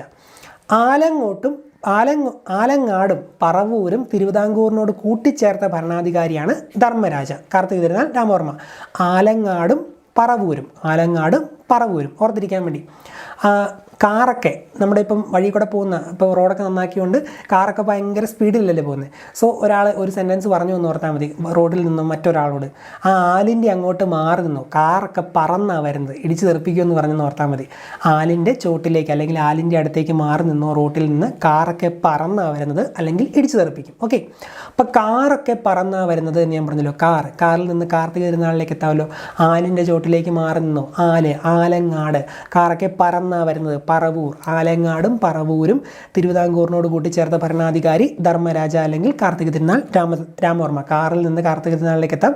കാർത്തിക തിരുനാൾ രാമവർമ്മ. ആലങ്ങാടും പറവൂരും തിരുവിതാംകൂറിനോട് കൂട്ടിച്ചേർത്ത ഭരണാധികാരി ധർമ്മരാജ അല്ലെങ്കിൽ കാർത്തിക തിരുനാൾ രാമവർമ്മ. ധർമ്മരാജയുടെ പ്രശസ്തനായ ദളവയാണ് അയ്യപ്പൻ മാർത്താണ്ഡ പിള്ളയാണ് ധർമ്മരാജയുടെ പ്രശസ്തനായ ദളവ എന്നറിഞ്ഞിരിക്കുക. അയ്യപ്പൻ മാർത്താണ്ഡ പിള്ള ധർമ്മരാജയുടെ പ്രശസ്തനായ ദളവ. ഓക്കെ. ധർമ്മരാജയും അയ്യപ്പനെയും കണക്ട് ചെയ്യാൻ വേണ്ടി ഈ അമ്പലത്തിൽ പോകുന്നു, ഹിന്ദുക്കളെല്ലാം അമ്പലത്തിൽ പോകുന്നു എന്നാണ്. രാവിലെ വലിയ നോയമ്പൊന്നും കാര്യങ്ങളൊന്നുമില്ല. രാവിലെ ഡയറക്റ്റ് എണീറ്റ് തലേദിവസം ചിക്കനും ബീഫും ഒക്കെ അടിച്ചു കിടന്നാലും രാവിലെ തന്നെ എണീറ്റാണ് പോകുന്നത്. ഓക്കെ. പക്ഷേ ഈ അയ്യപ്പൻ്റെ അടുത്ത് പോകുന്നത്, ശബരിമലയിൽ പോകുന്നത് എങ്ങനെയാണ്? 41 ദിവസം നോയമ്പൊക്കെ എടുക്കണം. അവിടെ മാത്രം ആൾക്കാർക്ക് ഭയങ്കര നിഷ്ഠയും കാര്യങ്ങളൊക്കെയാണ്. 41 ദിവസം നോയമ്പ് വേണം, വ്രതാനുഷ്ഠാനം, അങ്ങനെ കുറേ കാര്യങ്ങൾ. അപ്പം ധർമ്മം ഏറ്റവും എന്താ പറയുക ഒരു പരിധി വരെ ഹിന്ദുക്കൾ നോക്കുന്നത് ശബരിമലയിൽ പോകാനാണ് അല്ലെങ്കിൽ അയ്യപ്പനെ കാണാൻ പോകാനാണെന്നൊക്കെ ഓർത്താൽ ധർമ്മവും അയ്യപ്പനും ഒക്കെ ആയിട്ട് ചെറുതായിട്ടൊന്നും ആ രീതിയിൽ കണക്ട് ചെയ്യാമല്ലോ. സോ ധർമ്മരാജയുടെ പ്രശസ്തനായ ദളവയാണ് അയ്യപ്പൻ മാർത്താണ്ഡപിള്ളയാണ് ധർമ്മരാജയുടെ പ്രശസ്തനായ ദളവ. തെക്കേ മുഖം, വടക്കേ മുഖം, പടിഞ്ഞാറേ മുഖം എന്നിങ്ങനെ തിരുവിതാംകൂർ നാട്ടുരാജ്യത്തെ വിഭജിച്ചതും ഇദ്ദേഹം തന്നെയാണ്. അയ്യപ്പൻ മാർത്താണ്ഡപിള്ള. തെക്കേ മുഖം, വടക്കേ മുഖം, പടിഞ്ഞാറേ മുഖം എന്നിങ്ങനെ തിരുവിതാംകൂർ നാട്ടുരാജ്യത്തെ വിഭജിച്ചത് അയ്യപ്പൻ മാർത്താണ്ഡപിള്ള. ഓക്കെ. ഒറ്റ പോയിന്റുള്ള അയ്യപ്പൻ മാർത്താണ്ഡപിള്ളയുമായി ബന്ധപ്പെട്ട് ഞാൻ പറയാം. വർക്കല നഗരത്തിൻ്റെ സ്ഥാപകൻ അയ്യപ്പൻ മാർത്താണ്ഡപിള്ള. നിങ്ങളുടെ വീട്ടിൽ വർക്കൊക്കെ ചെയ്യുന്നവരാണ്? നിങ്ങളുടെ അപ്പന്മാരാണോ അതോ മക്കളാണോ? ഉറപ്പായിട്ട് നമുക്ക് പറയാം അപ്പന്മാരാണ്. മക്കളാണ് ചെയ്യുന്നതെന്ന് പറഞ്ഞാൽ നമ്മൾ പറയും അപ്പന്മാർ തന്നെയാണ് വർക്ക് ചെയ്യുന്നതെന്ന് ഓർത്താൽ മതി. വർക്കെല്ലാം ചെയ്യുന്നത് അപ്പന്മാരാണ്. അയ്യപ്പൻ. ഓക്കെ. കണക്ട് ചെയ്യാം. വർക്കല നഗരം സ്ഥാപകൻ അയ്യപ്പൻ മാർത്താണ്ഡപിള്ള. വർക്കല നഗരത്തിൻ്റെ സ്ഥാപകൻ അയ്യപ്പൻ മാർത്താണ്ഡപിള്ള എന്ന് ആ രീതിയിൽ ഓർത്തിരിക്കാം. തിരുവിതാംകൂറിൻ്റെ തലസ്ഥാനം പത്മനാഭപുരത്ത് നിന്നും തിരുവനന്തപുരത്തേക്ക് മാറ്റിയത് കാർത്തിക തിരുനാൾ രാമവർമ്മയാണ്. ഈ പത്മനാഭപുരം തന്നെയാണ് കേട്ടോ കൽക്കുളം. കഴിഞ്ഞ ദിവസത്തെ ക്ലാസ്സിൽ കുറേ പേര് കമൻറ്റ് ഇട്ടിട്ടുണ്ടായിരുന്നു കൽക്കുളം എന്ന് പറഞ്ഞപ്പോൾ. കൽക്കുളവും പത്മനാഭപുരവും സെയിം തന്നെയാണ്. ഓക്കെ. തിരുവിതാംകൂറിൻ്റെ തലസ്ഥാനം തിരുവനന്തപുരത്തേക്ക് മാറ്റിയത് കാർത്തിക തിരുനാൾ രാമവർമ്മയാണ്. തിരുവിതാംകൂറിൻ്റെ തലസ്ഥാനം തിരുവനന്തപുരത്തേക്ക് കൽക്കുളത്തിൽ നിന്നും മാറ്റിയത് കാർത്തിക തിരുനാൾ രാമവർമ്മ. കിഴക്കേ കോട്ടയും പടിഞ്ഞാറേ കോട്ടയും പണി കഴിപ്പിച്ചത് ധർമ്മരാജാവാണ്.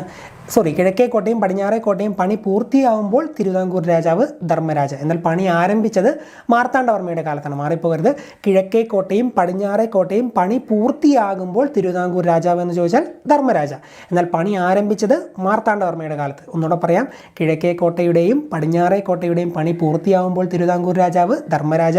പണി ആരംഭിച്ചത് മാർത്താണ്ഡവർമ്മയുടെ കാലത്താണെന്നും അറിഞ്ഞിരിക്കുക. MC റോഡിൻ്റെ പണി ആരംഭിച്ചത് രാജ കേശവദാസാണ്. MC റോഡിൻ്റെ പണി ആരംഭിച്ചത് രാജ കേശവദാസാണ്. നമ്മുടെ നന്ദന സിനിമയിലെ കേശവൻ പറഞ്ഞല്ലോ, കേശവൻ രാത്രി കുമ്പിടിയെ പോയി കണ്ട് പേടിച്ച് വരുമ്പോൾ ഈ നവ്യ നായരും അതുപോലെ കവിയൂർ പൊന്നമ്മയൊക്കെ പിടിച്ചുകൊണ്ട് പോകുന്ന ഒരു സീനില്ലേ, എന്തോ വെള്ളം അടിച്ചിട്ടാണ് വന്നതെന്നൊക്കെ പറഞ്ഞ് അതുകൊണ്ടാണ് ഇങ്ങനെ പിച്ചും പയ്യും പറയുന്നതെന്നൊക്കെ. അപ്പം മദ്യത്തിൻ്റെ ഒരു ബ്രാൻഡാണല്ലോ ഈ MC-യുമായി ബന്ധപ്പെട്ട് നമ്മൾ MC ജോസഫിനെ പറ്റിയൊക്കെ പറഞ്ഞായിരുന്നു. നേരത്തെ അവധാനത്തിൻ്റെ ക്ലാസ്സിൽ കേട്ടിട്ടുള്ള ഓർമ്മയുണ്ടായിരിക്കും. അപ്പോൾ MC എന്ന് പറയുന്നത് മദ്യത്തിൻ്റെ ഒരു ബ്രാൻഡാണ്. അപ്പം രാജ കേശവദാസ് MC ആയിട്ട് കണക്ട് ചെയ്യാമല്ലോ. കേശവൻ, നന്ദനത്തിലെ കേശവൻ മദ്യപിച്ചതുകൊണ്ടാണ് അങ്ങനെ പിച്ചും പയ്യും പറഞ്ഞത്, MC അടിച്ചതുകൊണ്ടാണ് അങ്ങനെ പിച്ചും പയ്യും പറഞ്ഞത്. അപ്പോൾ കേശവനെയും MC-യുമായിട്ട് ബന്ധിപ്പിച്ചു. കേശവദാസാണ് MC റോഡിൻ്റെ പണി ആരംഭിച്ചത്. ചെറുതായിട്ടൊന്ന് കോർത്ത് പോകാമെന്ന് വിശ്വസിക്കുന്നു. MC റോഡിൻ്റെ പണി ആരംഭിച്ചത് രാജ കേശവദാസ്. ഓക്കെ. അതുപോലെ കാർത്തിക തിരുനാൾ രാമവർമ്മയുടെ സദസ്സിൽ ജീവിച്ചിരുന്ന പ്രമുഖ കവികളാണ് കുഞ്ചൻ നമ്പ്യാരും ഉണ്ണായി വാര്യരും. കാർത്തിക തിരുനാൾ രാമവർമ്മയുടെ സദസ്സിൽ ജീവിച്ചിരുന്ന പ്രമുഖ കവികളാണ് കുഞ്ചൻ നമ്പ്യാരും ഉണ്ണായി വാര്യരും. രണ്ട് പേരുകളൂടെ അറിഞ്ഞിരിക്കുക. അതുപോലെ പ്രത്യേകതരം കൽത്തൂണുകളോടുകൂടിയ കുലശേഖര മണ്ഡപം പത്മനാഭസ്വാമി ക്ഷേത്രത്തിൽ പണി കഴിപ്പിച്ചത് കാർത്തിക തിരുനാൾ രാമവർമ്മയാണ്. കുലശേഖര മണ്ഡപം, കാർത്തിക തിരുനാൾ രാമവർമ്മ. രണ്ട് വാക്കുകളും കായിലാണല്ലോ തുടങ്ങുന്നത്. കുലശേഖര മണ്ഡപം പണി കഴിപ്പിച്ചത് കാർത്തിക തിരുനാൾ രാമവർമ്മ. കായിലാണ് തുടങ്ങുന്ന വേറെ ഭരണാധികാരിയൊക്കെ വന്നേക്കാം. എന്തായാലും അല്ലാതെ തന്നെ പഠിച്ചു പോവുക. കുലശേഖര മണ്ഡപം പത്മനാഭസ്വാമി ക്ഷേത്രത്തിൽ പണി കഴിപ്പിച്ചത് കാർത്തിക തിരുനാൾ രാമവർമ്മ. ഇദ്ദേഹവുമായി ബന്ധപ്പെട്ട ഒറ്റ പോയിന്റോടെ നമ്മൾ അറിഞ്ഞിരിക്കണം. ഈ ഇതര മതാനുയായികൾക്ക് നൽകുന്ന സേവനങ്ങൾ വാഴ്ത്തിക്കൊണ്ട് റോമിലെ പോപ്പിൻ്റെ കത്ത് ലഭിച്ച തിരുവിതാംകൂർ രാജാവ് ആരെന്ന് ചോദിച്ചാൽ ധർമ്മരാജ തന്നെയാണ്. റോമിലെ പോപ്പിൻ്റെ കത്ത്. ധർമ്മം കണ്ട് ഇദ്ദേഹത്തിന് ധർമ്മപരമായിട്ടുള്ള കാര്യങ്ങളൊക്കെ ഉണ്ട്. റോമിലെ പോപ്പ് വരെ ഇദ്ദേഹത്തെ പ്രശംസിച്ചു എന്ന് ഓർത്താൽ മതി. അപ്പോൾ ധർമ്മരാജാവിനെ റോമിലെ പോപ്പ് പ്രശംസിച്ചു. റോമിലെ പോപ്പിൻ്റെ കത്ത് ലഭിച്ച തിരുവിതാംകൂർ രാജാവ് ധർമ്മരാജയാണെന്നും അറിഞ്ഞിരിക്കുക. ഓക്കെ. ഇത്രയും പോയിന്റുകളാണ് ധർമ്മരാജയുമായി ബന്ധപ്പെട്ട്, കാർത്തിക തിരുനാൾ രാമവർമ്മയുമായി ബന്ധപ്പെട്ട് നമ്മൾ അറിഞ്ഞിരിക്കേണ്ടത്. ഇനി മാത്സിലെ ക്ലോക്ക് എന്ന് പറയുന്ന ഒരു ടോപ്പിക്കുണ്ട്. ആ ടോപ്പിക്കിലെ ചെറിയൊരു ഭാഗമാണ് പഠിക്കാൻ പോകുന്നത്. 100% ഇതിൽ നിന്ന് ചോദ്യം വരുമെന്ന് പ്രതീക്ഷിക്കുന്നു LDC പരീക്ഷ. കാരണം അത്രയും PSCയുടെ ഒരു ഫേവറേറ്റ് ടോപ്പിക്കാണിത്. പഠിച്ചാൽ ഫുൾ മാർക്ക് മേടിക്കാൻ പറ്റുന്ന ടോപ്പിക്കാണ് ക്ലോക്ക്. അതിലെ ചെറിയൊരു ടോപ്പിക്കാണ് ഇനി പഠിക്കാൻ പോകുന്നത്. സ്ക്രീനിൽ കൊടുത്തേക്കുന്ന ഈ ഒരു ഫിഗർ നിങ്ങളൊന്ന് ശ്രദ്ധിക്കുക. ഇവിടെ മിനിറ്റ് സൂചി 12-ലും മണിക്കൂർ സൂചി 6-ലുമാണ് അല്ലേ. തൽക്കാലം ആ ഒരു മണിക്കൂർ സൂചിയെ നിങ്ങളങ്ങ് മറന്നേക്കുക. മിനിറ്റ് സൂചിയുമായി ബന്ധപ്പെട്ട കുറച്ച് കാര്യങ്ങളാണ് ആദ്യം നമ്മൾ പറയാൻ പോകുന്നത്. അതിനുശേഷം മണിക്കൂർ സൂചിയിലേക്കൊക്കെ വരും. ആദ്യം ആ മിനിറ്റ് സൂചിയുമായി ബന്ധപ്പെട്ട കാര്യങ്ങളായതുകൊണ്ട് മിനിറ്റ് സൂചിയിൽ തന്നെ നിങ്ങളൊന്ന് ശ്രദ്ധ കേന്ദ്രീകരിക്കുക. ഈ മിനിറ്റ് സൂചി 12-ലാണ് നിൽക്കുന്നത്. ഈ 12-ൽ നിൽക്കുന്ന മിനിറ്റ് സൂചി അല്ലെങ്കിൽ ഇവിടെ നിൽക്കുന്ന മിനിറ്റ് സൂചി ഇവിടുന്ന് നീങ്ങി 1-ലെത്തി, 2-ലെത്തി, 3-ലെത്തി, 4-ലെത്തി, 5-ലെത്തി, 6-ലെത്തി, 7-ലെത്തി, 8-ലെത്തി, 9-ലെത്തി, 10-ലെത്തി, 11-ലെത്തി, വീണ്ടും ഈ 12-ലേക്ക് തന്നെ, അതായത് അത് നിന്ന പൊസിഷനിലേക്ക് തന്നെ എത്തുമ്പോൾ എത്ര മിനിറ്റ് ആയിരിക്കും അത് കവർ ചെയ്യുന്നത്, അല്ലെങ്കിൽ ഇത്രയും കവർ ചെയ്ത് വരാൻ എത്ര മിനിറ്റാണ് എടുക്കുന്നത്? 60 മിനിറ്റ് അല്ലേ, അതിനെയല്ലേ 60 മിനിറ്റ് എന്ന് പറയുന്നത്. സോ 60 മിനിറ്റാണ് ഒരു പൊസിഷനിൽ നിൽക്കുന്ന മിനിറ്റ് സൂചി കറങ്ങി അതേ പൊസിഷനിൽ എത്താൻ എടുക്കുന്ന സമയം എന്ന് പറയുന്നത്. അതിനെയാണ് 60 മിനിറ്റ് അല്ലെങ്കിൽ 1 മണിക്കൂർ എന്ന് പറയുന്നത്. 1 അവർ അല്ലെങ്കിൽ 60 മിനിറ്റ്. 1 മണിക്കൂർ എന്ന് പറയുന്നതാണല്ലോ 60 മിനിറ്റ്. സോ ഏതെങ്കിലും ഒരു പൊസിഷനിൽ നിന്ന് ഒരു മിനിറ്റ് സൂചി കറങ്ങി അതേ പൊസിഷനിൽ എത്താൻ എടുക്കുന്ന സമയമെന്ന് പറയുന്നത് 60 മിനിറ്റാണ്. ഈ 60 മിനിറ്റ് ഈ മിനിറ്റ് സൂചി മൂവ് ചെയ്യുമ്പോൾ, ഇങ്ങനെ കറങ്ങുമ്പോൾ ഇത് എത്ര കോണളവായിരിക്കും ഉണ്ടാക്കുന്നത് എന്ന് വെച്ചാൽ ഇവിടുന്ന് കറങ്ങി ഇങ്ങനെ എത്തി തിരിച്ചിവിടെ എത്തുമ്പോൾ ഇത് ടോട്ടൽ കോണളവ് എത്രയാണ്? ഒരു വൃത്തമല്ലേ, വൃത്തമായതുകൊണ്ട് മൊത്തവും കറങ്ങുന്നതുകൊണ്ട് എത്രയായിരിക്കും? 360 ഡിഗ്രി ആയിരിക്കും. സോ ഒരു 60 മിനിറ്റ് സൂചി മൂവ് ചെയ്യുമ്പോൾ, അല്ലെങ്കിൽ ഒരു പൊസിഷനിൽ നിന്ന് കറങ്ങി അതേ പൊസിഷനിലേക്ക് മിനിറ്റ് സൂചി എത്തുമ്പോൾ ടോട്ടൽ അതുണ്ടാക്കുന്ന കോണളവ് അല്ലെങ്കിൽ അത് മൂവ് ചെയ്യുന്ന ഡിഗ്രി എന്ന് പറയുന്നത് 360 ഡിഗ്രിയാണ്. 60 മിനിറ്റ് മൂവ് ചെയ്യുമ്പോൾ 360 ഡിഗ്രിയാണ് ഉണ്ടാക്കുന്നത് എന്ന് സിമ്പിളായിട്ട് നമുക്ക് മനസ്സിലാക്കാൻ സാധിക്കും. 60 മിനിറ്റ് മൂവ് ചെയ്യുമ്പോൾ 360 ഡിഗ്രി ആണെങ്കിൽ 1 മിനിറ്റ് മൂവ് ചെയ്യുന്നത് കണ്ടെത്താൻ ഈ 360 താഴോട്ട് ഈ 60 ഇങ്ങോട്ട് താഴോട്ട് കൊണ്ട് ഹരിച്ചാൽ പോരെ. സോ 360/60 എത്ര വരും? 360/60 0 ക്യാൻസലായിപ്പോയി 36/6 വരും. സോ 1 മിനിറ്റ് സൂചി നീങ്ങുമ്പോൾ അതുണ്ടാക്കുന്ന കോണളവ് എന്ന് പറയുന്നത് 6 ഡിഗ്രിയാണ്. ഏറ്റവും പ്രധാനപ്പെട്ട ഈ ഒരു ഭാഗത്തെ ഒരു പോയിൻ്റാണ്. മിനിറ്റ് സൂചി 1 മിനിറ്റ് നീങ്ങുമ്പോൾ അതുണ്ടാക്കുന്ന കോണളവ് അല്ലെങ്കിൽ അത് മൂവ് ചെയ്യുന്ന ഡിഗ്രി എന്ന് പറയുന്നത് 6 ഡിഗ്രി. ഓർത്ത് പോവുക, ഇപ്പോൾ തന്നെ പഠിച്ചു പോവുക. ഇതാണ് ഏറ്റവും പ്രധാനമായി ഇതിനകത്ത് ഈ ഒരു ഭാഗത്ത് ഇപ്പോൾ ഈ സെക്ഷനിൽ പഠിക്കേണ്ടത്, ക്ലോക്കിലെ ഈ സെക്ഷനിൽ. അപ്പം മിനിറ്റ് സൂചി 1 മിനിറ്റ് മൂവ് ചെയ്യുമ്പോൾ അതുണ്ടാക്കുന്ന കോണളവ് അല്ലെങ്കിൽ അത് മൂവ് ചെയ്യുന്ന ഡിഗ്രി എന്ന് പറയുന്നത് 6 ഡിഗ്രിയാണ്. ഇത് വെച്ചുകൊണ്ട് ഈ മിനിറ്റ് സൂചിയുമായി ബന്ധപ്പെട്ട് ഇനി ഏത് കോണളവിൻ്റെ ചോദ്യം ചോദിച്ചാൽ നമുക്കൊരു ബേസിക് ചോദ്യം വന്നാൽ ഉത്തരം എഴുതാൻ പറ്റും. മിനിറ്റ് സൂചി 1 മിനിറ്റ് നീങ്ങുമ്പോൾ അതുണ്ടാക്കുന്ന കോണളവ് അല്ലെങ്കിൽ അത് മൂവ് ചെയ്യുന്ന ഡിഗ്രി എന്ന് പറയുന്നത് 6 ഡിഗ്രിയാണ്. ഇനിയിപ്പോൾ നിങ്ങളോട് ചോദിക്കുവാണ് ഒരു മിനിറ്റ് സൂചി 10 മിനിറ്റ് മൂവ് ചെയ്യുമ്പോൾ അത് ഉണ്ടാക്കുന്ന കോണളവ് അല്ലെങ്കിൽ ഡിഗ്രി എത്ര എന്നാണ് ചോദിച്ചിരിക്കുന്നത് അല്ലേ. 10 മിനിറ്റ് ആണ്. സോ എന്തായിരിക്കും 10 മിനിറ്റ് ആയി 1 മിനിറ്റ് മൂവ് ചെയ്യാൻ ഒരു മിനിറ്റ് സൂചി മൂവ് ചെയ്യുമ്പോൾ 6 ഡിഗ്രിയാണ് അതുണ്ടാക്കുന്ന കോണളവ് എന്ന് പഠിച്ചു. അങ്ങനെയാണെങ്കിൽ 10 മിനിറ്റ് മൂവ് ചെയ്യുമ്പോൾ എത്രയാണ്? 10 × 6 that is equal to 60 degree. So 1 minute സൂചി 10 മിനിറ്റ് മൂവ് ചെയ്യുമ്പോൾ അതുണ്ടാക്കുന്ന കോണളവ് എന്ന് പറയുന്നത് 60 ഡിഗ്രിയാണ്. ഇനി വേറൊരു ചോദ്യം ചോദിക്കുകയാണ്, ഒരു മിനിറ്റ് സൂചി 12 മിനിറ്റ് മൂവ് ചെയ്യുമ്പോൾ അതുണ്ടാക്കുന്ന കോണളവ് എത്ര എന്നാണ്. വേറെ ഒന്നുമില്ല, 12നെ 6 കൊണ്ട് അങ്ങ് ഗുണിച്ചാൽ മതി. എത്രയാണോ മിനിറ്റ് ചോദിക്കുന്നത് അതിനെ 6 കൊണ്ട് ഗുണിക്കുക. 12 × 6 എത്രയാണ്? 5×6 60 ആണ്. 6 × 12 72 ഡിഗ്രിയാണ് അത് മൂവ് ചെയ്യുന്നത് അല്ലെങ്കിൽ അതുണ്ടാക്കുന്ന കോണളവ് എന്ന് പറയുന്നത്. ഇനി വേറൊരു ചോദ്യം ഇങ്ങനെ വരുവാണ്, ഒരു മിനിറ്റ് സൂചി 20 മിനിറ്റ് മൂവ് ചെയ്യുമ്പോൾ ഉണ്ടാക്കുന്ന കോണളവ് എത്ര? 20 മിനിറ്റ് മൂവ് ചെയ്യുമ്പോൾ ഉണ്ടാക്കുന്ന കോണളവ് കാണാൻ വേണ്ടി 20നെ 6 കൊണ്ട് ഗുണിച്ചാൽ മതി. 6 × 2 12 120 ഡിഗ്രിയാണ്. ഇനിയിപ്പോൾ വേറെ ഒന്ന് ചോദിക്കുകയാണെങ്കിൽ 21 മിനിറ്റ് മൂവ് ചെയ്യുമ്പോൾ മിനിറ്റ് സൂചി ഉണ്ടാക്കുന്ന കോണളവ് എത്രയാണ്? 21നെ 6 കൊണ്ട് ഗുണിച്ചാൽ മതി. 20 × 6 120 ആണ്. 1 × 6 6ആണ്. അപ്പോൾ 126 ഡിഗ്രിയാണ്. ഇനി വേറൊരു ചോദ്യം, ഒരു മിനിറ്റ് സൂചി 31 മിനിറ്റ് മൂവ് ചെയ്യുമ്പോൾ ഉണ്ടാക്കുന്ന കോണളവ് എത്രയാണ്? ഒന്നുമില്ല, 31നെ 6 കൊണ്ട് ഗുണിച്ചാൽ മതി. 30 × 6 30 × 6 3 18 180 1 × 6 6 തന്നെ. അപ്പം 186 ഡിഗ്രിയാണ് 31 മിനിറ്റ് മൂവ് ചെയ്യുമ്പോൾ അതുണ്ടാക്കുന്ന കോണളവ് എന്ന് പറയുന്നത്. സോ ഈ ഒരു രീതിയിൽ ചോദ്യം വന്നാൽ ചെയ്തോണം. ഒരു മിനിറ്റ് സൂചി 1 മിനിറ്റ് മൂവ് ചെയ്യുമ്പോൾ 6 ഡിഗ്രിയാണ് ഉണ്ടാക്കുന്നത്. അങ്ങനെയാണെങ്കിൽ ഇത്ര മിനിറ്റ് മൂവ് ചെയ്യുമ്പോൾ ഒരു സ്പെസിഫിക് നമ്പർ തന്നിട്ട് അത്ര മിനിറ്റ് മൂവ് ചെയ്യുമ്പോൾ എത്ര ഡിഗ്രിയാണ് ഉണ്ടാക്കുന്നതെന്ന് ചോദിച്ചാൽ ആ നമ്പറിനെ 6 കൊണ്ട് ഗുണിച്ചാൽ മതി. 1 മിനിറ്റ് മൂവ് ചെയ്യുമ്പോൾ 6 ഡിഗ്രിയാണ് ഉണ്ടാക്കുന്നതെന്ന് പറഞ്ഞാൽ ഇവിടെ നിന്ന് ഇവിടം വരെ വരുമ്പോൾ മിനിറ്റ് സൂചി 6 ഡിഗ്രി മൂവ് ചെയ്യുന്നു. ഇവിടം വരെ വരുമ്പോൾ 12 ഡിഗ്രി മൂവ് ചെയ്യുന്നു. ഇവിടെ വരുമ്പോൾ 18 ഡിഗ്രി മൂവ് ചെയ്യുന്നു. ഇവിടെ വരുമ്പോൾ 24 ഡിഗ്രി മൂവ് ചെയ്യുന്നു. ഇവിടെ വരുമ്പോൾ 30 ഡിഗ്രി മൂവ് ചെയ്യുന്നു. എന്ന് വെച്ചാൽ ഒരു 5 മിനിറ്റ് ഇവിടം തൊട്ട് ഇവിടം വരെ എന്ന് പറയുന്നത് 5 മിനിറ്റ് അല്ലേ? 5 മിനിറ്റാണ്. സോ സിമ്പിളായിട്ട് ആ രീതിയിലും ക്ലോക്ക് മനസ്സിലുണ്ട് ഓർമ്മ വരാം. 5 മിനിറ്റ് മൂവ് ചെയ്യുമ്പോൾ ടോട്ടൽ മൂവ് ചെയ്യുന്നത് 30 ഡിഗ്രിയാണ്. ഇവിടം തൊട്ട് ഇവിടം വരെ വരുമ്പോൾ ടോട്ടൽ മൂവ് ചെയ്യുന്നത് 30 ഡിഗ്രിയാണ്. ഇനി ഇത്രയും ഭാഗവും ഒരു 30 അല്ലേ? അപ്പോൾ ഇവിടുന്ന് ഇവിടം വരെ വരുമ്പോൾ എത്രയായിരിക്കും? 30 60. ഇതും ഒരു 30 ആണ്. 5 മിനിറ്റ് എല്ലാം 30 ഡിഗ്രിയാണ്. ഈ 2 തൊട്ട് 3 വരെയുള്ളത് 5 മിനിറ്റാണ്. അതൊരു 30 ഡിഗ്രിയാണ്. സോ ഇവിടുന്ന് ഇവിടെ വരുമ്പോൾ എത്ര വരും? ഈ 3 വരെ വരുമ്പോൾ 30 60 30 90 അല്ലേ? ഇവിടെ വരുമ്പോൾ 90 ഒക്കെ വരും. അപ്പോൾ ആ രീതിയിലും ഫിഗർ മനസ്സിലുണ്ടെങ്കിലും നമുക്കിതൊന്നും ഓർക്കാതെ തന്നെ ഉത്തരം എഴുതാൻ പറ്റും. എന്തായാലും ആ ഒരു കാൽക്കുലേഷൻ ചെയ്യുന്നതാണ് എപ്പോഴും എളുപ്പം. 1 മിനിറ്റിന് 6 ഡിഗ്രി ആണെങ്കിൽ ബാക്കിയുള്ള ഏത് നമ്പർ തന്നാലും ആ നമ്പറിനെ 6 കൊണ്ട് ഗുണിച്ചാൽ അത് മൂവ് ചെയ്യുന്ന ഡിഗ്രി നമുക്ക് കാണാൻ സാധിക്കും. ഓക്കെ, മിനിറ്റ് സൂചിയുടെ ഒരു ടൈപ്പ് ചോദ്യത്തിൻ്റെ ഏറ്റവും ബേസിക് കാര്യമാണ് ഞാനിവിടെ പറഞ്ഞത്. ഇനി നമുക്ക് മണിക്കൂർ സൂചിയിലേക്ക് പോവാം. ഇപ്പോൾ ഇവിടെ സ്ക്രീനിൽ കാണിച്ചിരിക്കുന്ന സമയം എന്ന് പറയുന്നത് 12 മണിയാണ്. 12 o'clock ആണ്. 12 മണിയാണ് കാണിച്ചിരിക്കുന്നത്.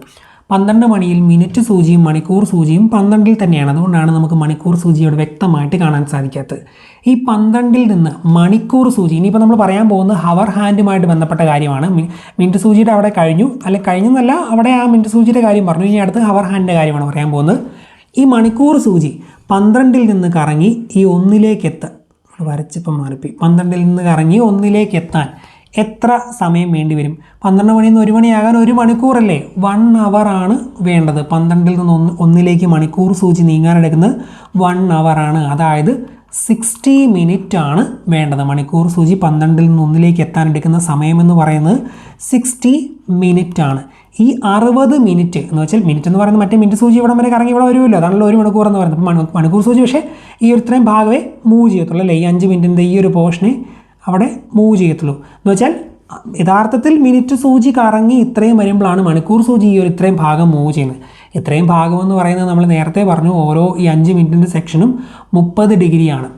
അപ്പം ഈ ഒരു 30 ഡിഗ്രി കോണളവ് മാത്രമാണ് ഒരു മണിക്കൂർ കഴിയുമ്പോൾ അല്ലെങ്കിൽ 60 മിനിറ്റ് കഴിയുമ്പോൾ മണിക്കൂർ സൂചി ഉണ്ടാക്കുന്നത്. ഓർത്തോണം, പ്രധാനപ്പെട്ട പോയിൻ്റാണ്. വെറും 30 ഡിഗ്രി കോണളവ് മാത്രമാണ് ഒരു മണിക്കൂർ അല്ലെങ്കിൽ 60 മിനിറ്റ് കഴിയുമ്പോൾ മണിക്കൂർ സൂചി ഉണ്ടാക്കുന്നത്. സോ 60 മിനിറ്റ് കൊണ്ട് മണിക്കൂർ സൂചി 30 ഡിഗ്രിയാണ് ഉണ്ടാക്കുന്ന കോണളവ് എന്ന് പറയുന്നത്.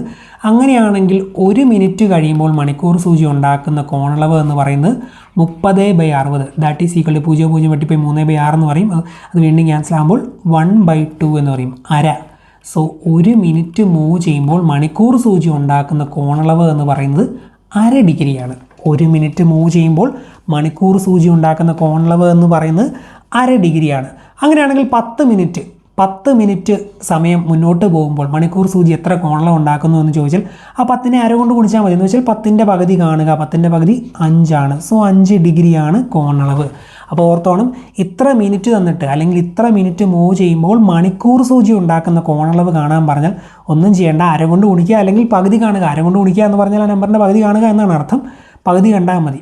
അപ്പോൾ ഓർക്കുക, ഇപ്പം 30 മിനിറ്റ് കഴിയും. 30 മിനിറ്റ് സമയം കൊണ്ട് മണിക്കൂർ സൂചി എത്ര ഡിഗ്രി മൂവ് ചെയ്യുന്നു എന്ന് ചോദിച്ചാൽ സിമ്പിളായിട്ട് 30ൻ്റെ പകുതി കാണുക, 15 ഡിഗ്രി. വേറൊരു സംഭവം, 25 മിനിറ്റ് മൂവ് ചെയ്യുമ്പോൾ അല്ലെങ്കിൽ 25 മിനിറ്റ് സമയം കൊണ്ട് മണിക്കൂർ സൂചി ഉണ്ടാക്കുന്ന കോണളവ് അല്ലെങ്കിൽ മണിക്കൂർ സൂചി എത്ര ഡിഗ്രി മൂവ് ചെയ്യുന്നു എന്ന് ചോദിച്ചാൽ 25ൻ്റെ പകുതി 25ൻ്റെ പകുതി എന്ന് പറയുന്നത് 12.5 കാരണം 24ൻ്റെ പകുതി 12 ആണ്. ഒരു നൂറ് കൂടുമ്പോൾ 25ൻ്റെ പകുതി 12.5. ഇനിയിപ്പം വേറൊരു ഇത് 40 മിനിറ്റ് മൂവ് ചെയ്യുമ്പോൾ മണിക്കൂർ സൂചി എത്ര ഡിഗ്രിയാണ് മൂവ് ചെയ്യുന്നത് അല്ലെങ്കിൽ മണിക്കൂർ സൂചി ഉണ്ടാക്കുന്ന കോണളവ് എത്ര എന്ന് ചോദിച്ചാൽ 40ൻ്റെ പകുതി 20 ആണ്, 20 ഡിഗ്രിയാണ്. സോ ഓർത്തോണം, ഒരു മിനിറ്റ് സമയം മുന്നോട്ട് പോകുമ്പോൾ മണിക്കൂർ സൂചി ഉണ്ടാക്കുന്ന കോണളവ് എന്ന് പറയുന്നത് അര ഡിഗ്രിയാണ്. ഒരു മിനിറ്റ് സമയത്തിന് മണിക്കൂർ സൂചി ഉണ്ടാക്കുന്ന കോണളവ് അര ഡിഗ്രി.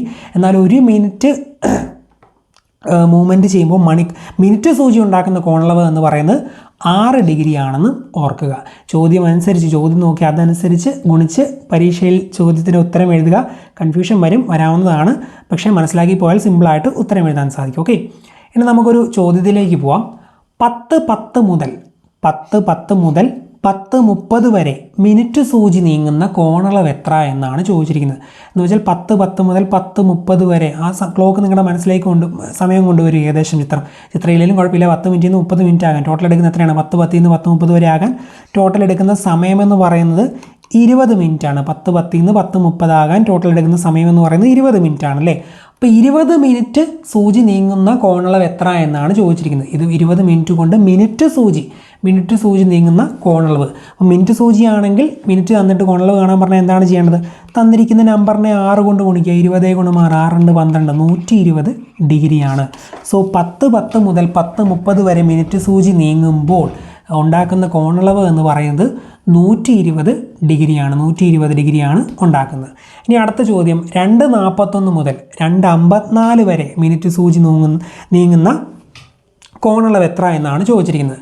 2:41 മുതൽ 2:54 വരെ. 2:41 മുതൽ 2:54 വരെയാണ്. 2:41 മുതൽ 2:51 വരെ നമുക്കറിയാം 10 മിനിറ്റ് ആണ് എന്ന് നമുക്കറിയാം. ഇത് എന്ന് പറയുന്നത് 10 മിനിറ്റ് ആണ്. പിന്നെ ഒരു 54 ആകാൻ 3 മിനിറ്റ് കൂടെ അല്ലേ. സോ 13 എക്സ്ട്രാ ഒരു 3 മിനിറ്റ് കൂടെ വരുമ്പം 52 53 54 13 മിനിറ്റ്. 13 മിനിറ്റ് മിനിറ്റ് സൂചി നീങ്ങുമ്പോൾ ഉണ്ടാകുന്ന കോണളവ് കാണാൻ വേണ്ടി × 6 13 × 6 എത്രയാണ്?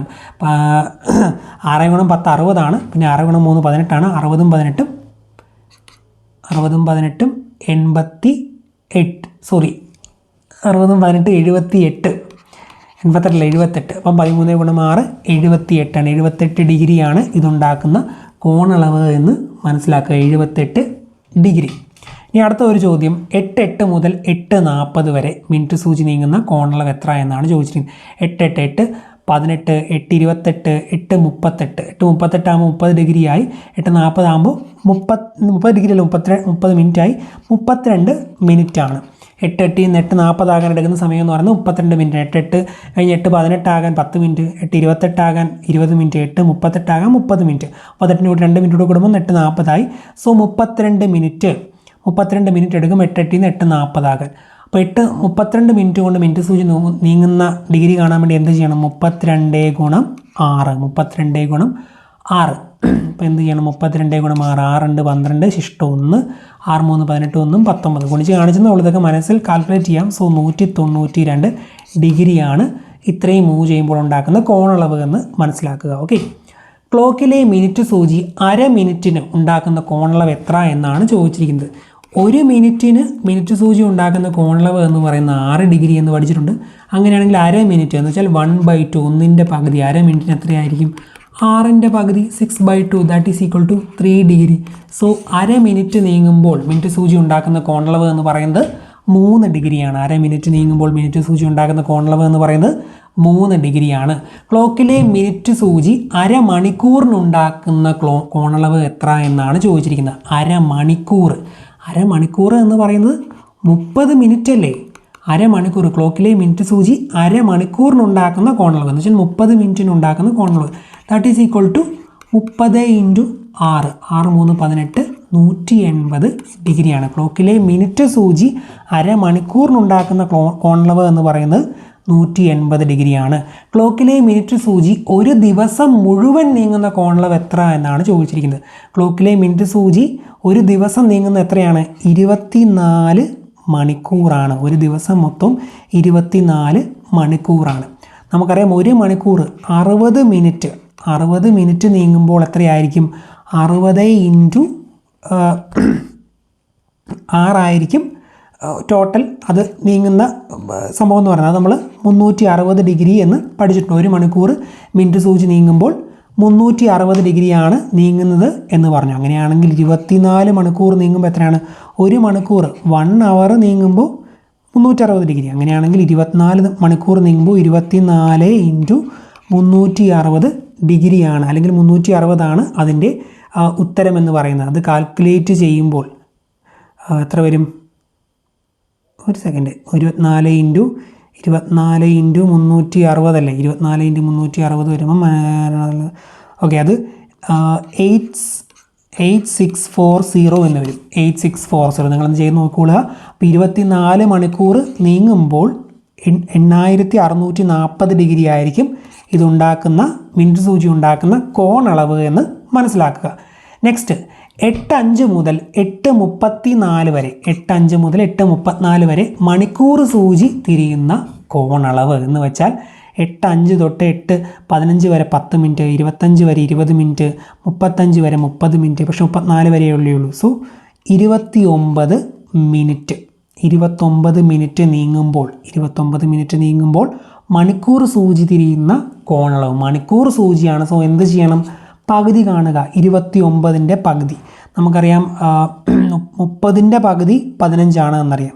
സോ 29ൻ്റെ പകുതി എത്രയാണ്? 14.5 ഡിഗ്രിയാണ് 29 മിനിറ്റ് നീങ്ങുമ്പോൾ മണിക്കൂർ സൂചി ഉണ്ടാക്കുന്ന കോണളവ് എന്ന് മനസ്സിലാക്കുക. അപ്പോൾ ഇത്രയും കാര്യങ്ങൾ ഈ ഒരു ബേസിക് കാര്യങ്ങളായിട്ട് ഈ ക്ലോക്കിലെ കോണളവും ഒക്കെ ആയിട്ട് കോണളവിൻ്റെ വേറെ കാര്യങ്ങൾ ചോദ്യങ്ങളൊക്കെ ഉണ്ട്. കോണളവും ഒക്കെ ആയിട്ട് ബന്ധപ്പെട്ടൊന്ന് അറിഞ്ഞിരിക്കണം. ഇനി നമ്മൾ എക്കണോമിക്സിലെ പഞ്ചവത്സര പദ്ധതികളിലെ ഒരു പ്രധാനപ്പെട്ട 5 ഇയർ പ്ലാനാണ് പഠിക്കാൻ പോകുന്നത്. പഞ്ചവത്സര പദ്ധതികൾ അഥവാ 5 ഇയർ പ്ലാൻ. ഈ 5 ഇയർ പ്ലാൻ തയ്യാറാക്കുന്നത് പ്ലാനിംഗ് കമ്മീഷനാണ്, ആസൂത്രണ കമ്മീഷനാണ് പഞ്ചവത്സര പദ്ധതികൾ തയ്യാറാക്കുന്നത്. പേരിൽ നിന്ന് തന്നെ നമുക്കിതിൻ്റെ കാലയളവ് 5 വർഷമാണ് എന്ന് ഏകദേശം ഒരു ഐഡിയ ലഭിക്കുമല്ലോ. 5 ഇയർ പ്ലാൻ അല്ലെങ്കിൽ പഞ്ചവത്സര പദ്ധതികൾ. ഇതിൻ്റെ ഉദ്ദേശം എന്ന് പറയുന്നത് ഏതെങ്കിലും ഒരു പ്രത്യേക മേഖലയ്ക്ക് മുൻഗണന നൽകിക്കൊണ്ട് അതൊരു 5 വർഷം കൊണ്ട് നടത്തിയെടുക്കുക എന്നുള്ളതാണ്. ഒരുപാട് മേഖലകളുണ്ടല്ലോ, ഇപ്പോൾ കാർഷിക മേഖല, വ്യാവസായിക മേഖല, അങ്ങനെ നിരവധി മേഖലകളില്ലേ. അതിലൊക്കെ ഏതെങ്കിലും ഒരു മേഖലയ്ക്ക് മുൻതൂക്കം നൽകിക്കൊണ്ട് 5 വർഷം കൊണ്ട് ഈ പറഞ്ഞിരിക്കുന്ന കാലയളവ് കൊണ്ട് അത് നടത്തിയെടുക്കുക എന്നുള്ളതാണ് ഈ 5 ഇയർ പ്ലാൻ്റെ ഉദ്ദേശം എന്ന് പറയുന്നത്.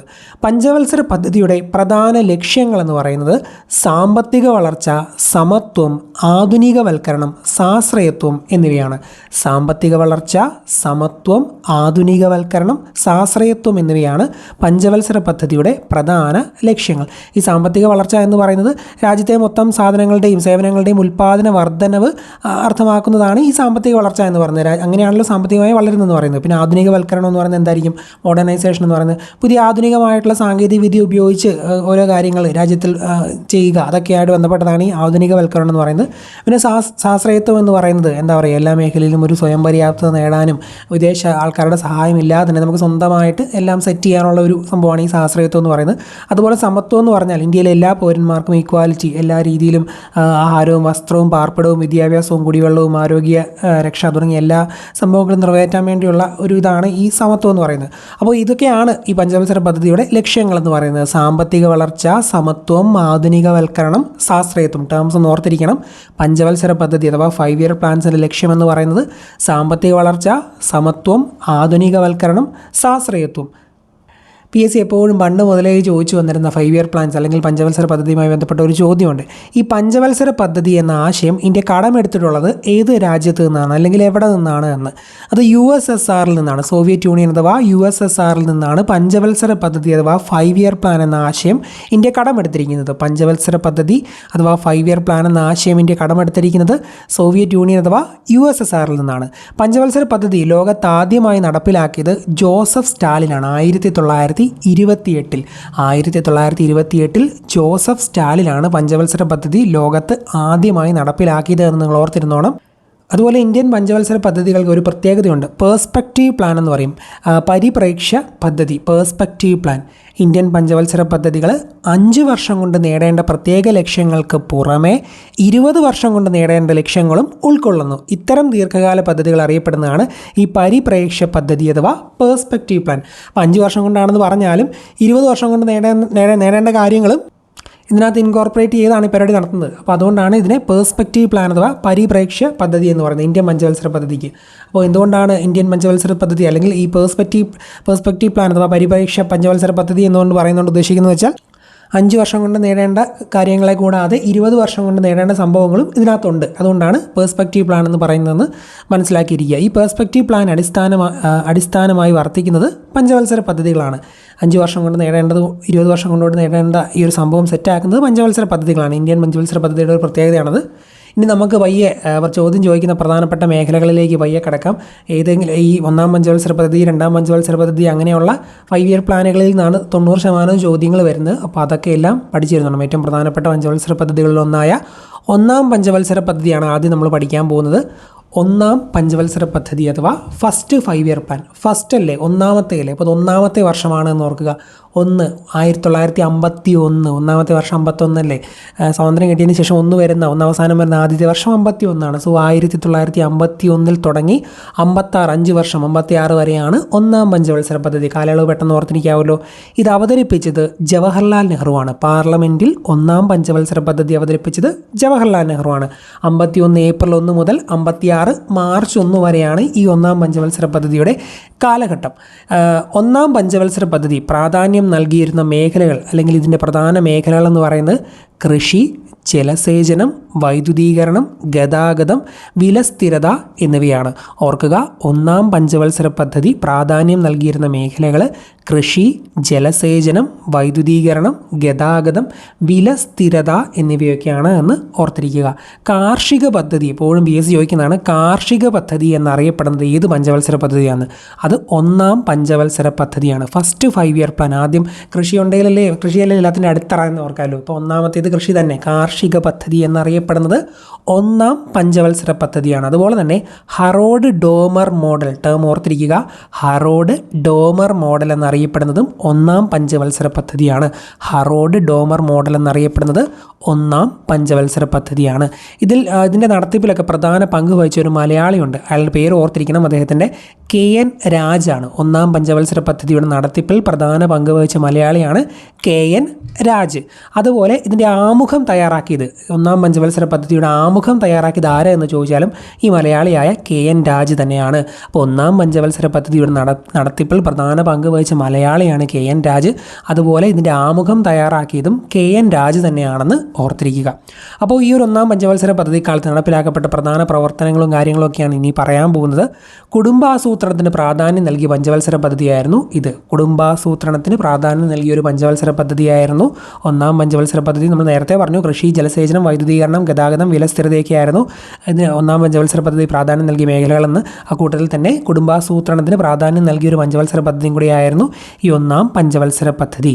സാമൂഹിക വികസന പദ്ധതി, national development council, central statistical organisation, national extension service എന്നിവ ആരംഭിച്ചത് ഒന്നാം പഞ്ചവത്സര പദ്ധതി കാലത്താണ്. പ്രധാനപ്പെട്ട പോയിന്റുകളാണ്. സാമൂഹിക വികസന പദ്ധതി, അതിന് കമ്മ്യൂണിറ്റി ഡെവലപ്മെൻറ്റ് പ്രോഗ്രാം എന്ന് പറയും. സാമൂഹിക വികസന പദ്ധതി, അതുപോലെ 1952 നാഷണൽ ഡെവലപ്മെൻറ്റ് കൗൺസിൽ, പിന്നെ 51 സെൻട്രൽ സ്റ്റാറ്റിസ്റ്റിക്കൽ ഓർഗനൈസേഷൻ, അതുപോലെ 53 നാഷണൽ എക്സ്റ്റൻഷൻ സർവീസ്. ഇതൊക്കെ ആരംഭിച്ചത് ഒന്നാം പഞ്ചവത്സര പദ്ധതി കാലത്താണ്. ഒറ്റ പറയാം. സാമൂഹിക വികസന പദ്ധതി, അതുപോലെ 52 നാഷണൽ ഡെവലപ്മെൻറ്റ് കൗൺസിൽ, അതുപോലെ 51 സെൻട്രൽ സ്റ്റാറ്റിസ്റ്റിക്കൽ ഓർഗനൈസേഷൻ, പിന്നെ 53 നാഷണൽ എക്സ്റ്റൻഷൻ സർവീസ്. ഇതെല്ലാം ആരംഭിച്ചത് ഒന്നാം പഞ്ചവത്സര പദ്ധതി കാലത്താണ്. ഗ്രാമങ്ങളിലെ ഭൗതികവും മാനുഷികവുമായ വിഭവങ്ങളുടെ പരിപൂർണമായ വികസനം ലക്ഷ്യം വെച്ചുകൊണ്ട് സാമൂഹിക വികസന പദ്ധതി ആരംഭിച്ചത് എന്ന് ചോദിച്ചാൽ 1952 ഒക്ടോബർ 2. അപ്പോൾ ഗ്രാമങ്ങളിലെ ഒരു വികസനത്തിനൊക്കെ വേണ്ടിയാണ് ഈ കമ്മ്യൂണിറ്റി ഡെവലപ്മെൻറ്റ് പ്രോഗ്രാം അഥവാ സാമൂഹിക വികസന പദ്ധതി ആരംഭിച്ചത്. അത് 52 1952 ഒക്ടോബർ 2 സാമൂഹിക വികസന പദ്ധതി ആരംഭിച്ചത് 1952 ഒക്ടോബർ 2. അപ്പോൾ പറഞ്ഞ പോയിന്റുകൾ ഒന്നുകൂടെ പറയാം. സാമൂഹിക വികസന പദ്ധതി national development council 52 central statistical organisation അത് 51, നാഷണൽ എക്സ്റ്റൻഷൻ സർവീസ് 53. ഇതെല്ലാം ആരംഭിച്ചത് ഈ കാലഘട്ടത്തിലാണ്. സാമൂഹിക വികസന പദ്ധതി, national development council, central statistical organisation, national extension service ഇതെല്ലാം ആരംഭിച്ചത് ഒന്നാം പഞ്ചവത്സര പദ്ധതി കാലത്താണെന്ന് അറിഞ്ഞിരിക്കുക. യൂണിവേഴ്സിറ്റി ഗ്രാൻഡ് കമ്മീഷൻ, അതുപോലെ സെക്കൻഡറി എഡ്യൂക്കേഷൻ കമ്മീഷൻ, അതുപോലെ all India institute of medical science, പിന്നെ സ്റ്റേറ്റ് ബാങ്ക് ഓഫ് ഇന്ത്യ ഇതെല്ലാം നിലവിൽ വന്നത് ഒന്നാം പഞ്ചവത്സര പദ്ധതി കാലത്താണ്. ഓർത്തോണം, യൂണിവേഴ്സിറ്റി ഗ്രാൻഡ് കമ്മീഷൻ അഥവാ UGC, സെക്കൻഡറി എഡ്യൂക്കേഷൻ കമ്മീഷൻ, അതുപോലെ all India institute of medical science, state bank of India ഇതെല്ലാം ആരംഭിച്ചത് നിലവിൽ വന്നത് ഒന്നാം പഞ്ചവത്സര പദ്ധതി കാലത്താണ്. 1953 യൂണിവേഴ്സിറ്റി ഗ്രാൻഡ് കമ്മീഷൻ നിലവിൽ വന്നത്. വർഷം ഓർത്തിരിക്കണം. 53 യൂണിവേഴ്സിറ്റി ഗ്രാൻഡ് കമ്മീഷൻ നിലവിൽ വന്നത്. അതുപോലെ സെക്കൻഡറി എഡ്യൂക്കേഷൻ കമ്മീഷൻ നിലവിൽ വന്നത് ആ ഒരു കാലഘട്ടത്തിൽ തന്നെയാണ്, 52-53. പിന്നെ all India institute of medical സയൻസും അതുപോലെ 55 സ്റ്റേറ്റ് ബാങ്ക് ഓഫ് ഇന്ത്യയും ഒന്നാം പഞ്ചവത്സര പദ്ധതി കാലത്ത് വന്നു. അപ്പോൾ ഒന്നുകൂടെ പറയാം ആ ഒരു പോയിന്റുകൾ. University grant commission, secondary education commission, all India institute of medical science അഥവാ AIIMS, state bank of India ഇത്രയും ഒന്നാം പഞ്ചവത്സര പദ്ധതി കാലത്താണ് വന്നത്. UGC, secondary education commission, all India institute of medical science, state bank of India ഇതെല്ലാം ഒന്നാം പഞ്ചവത്സര പദ്ധതി കാലത്താണ് നിലവിൽ വന്നത് എന്ന് മനസ്സിലാക്കുക.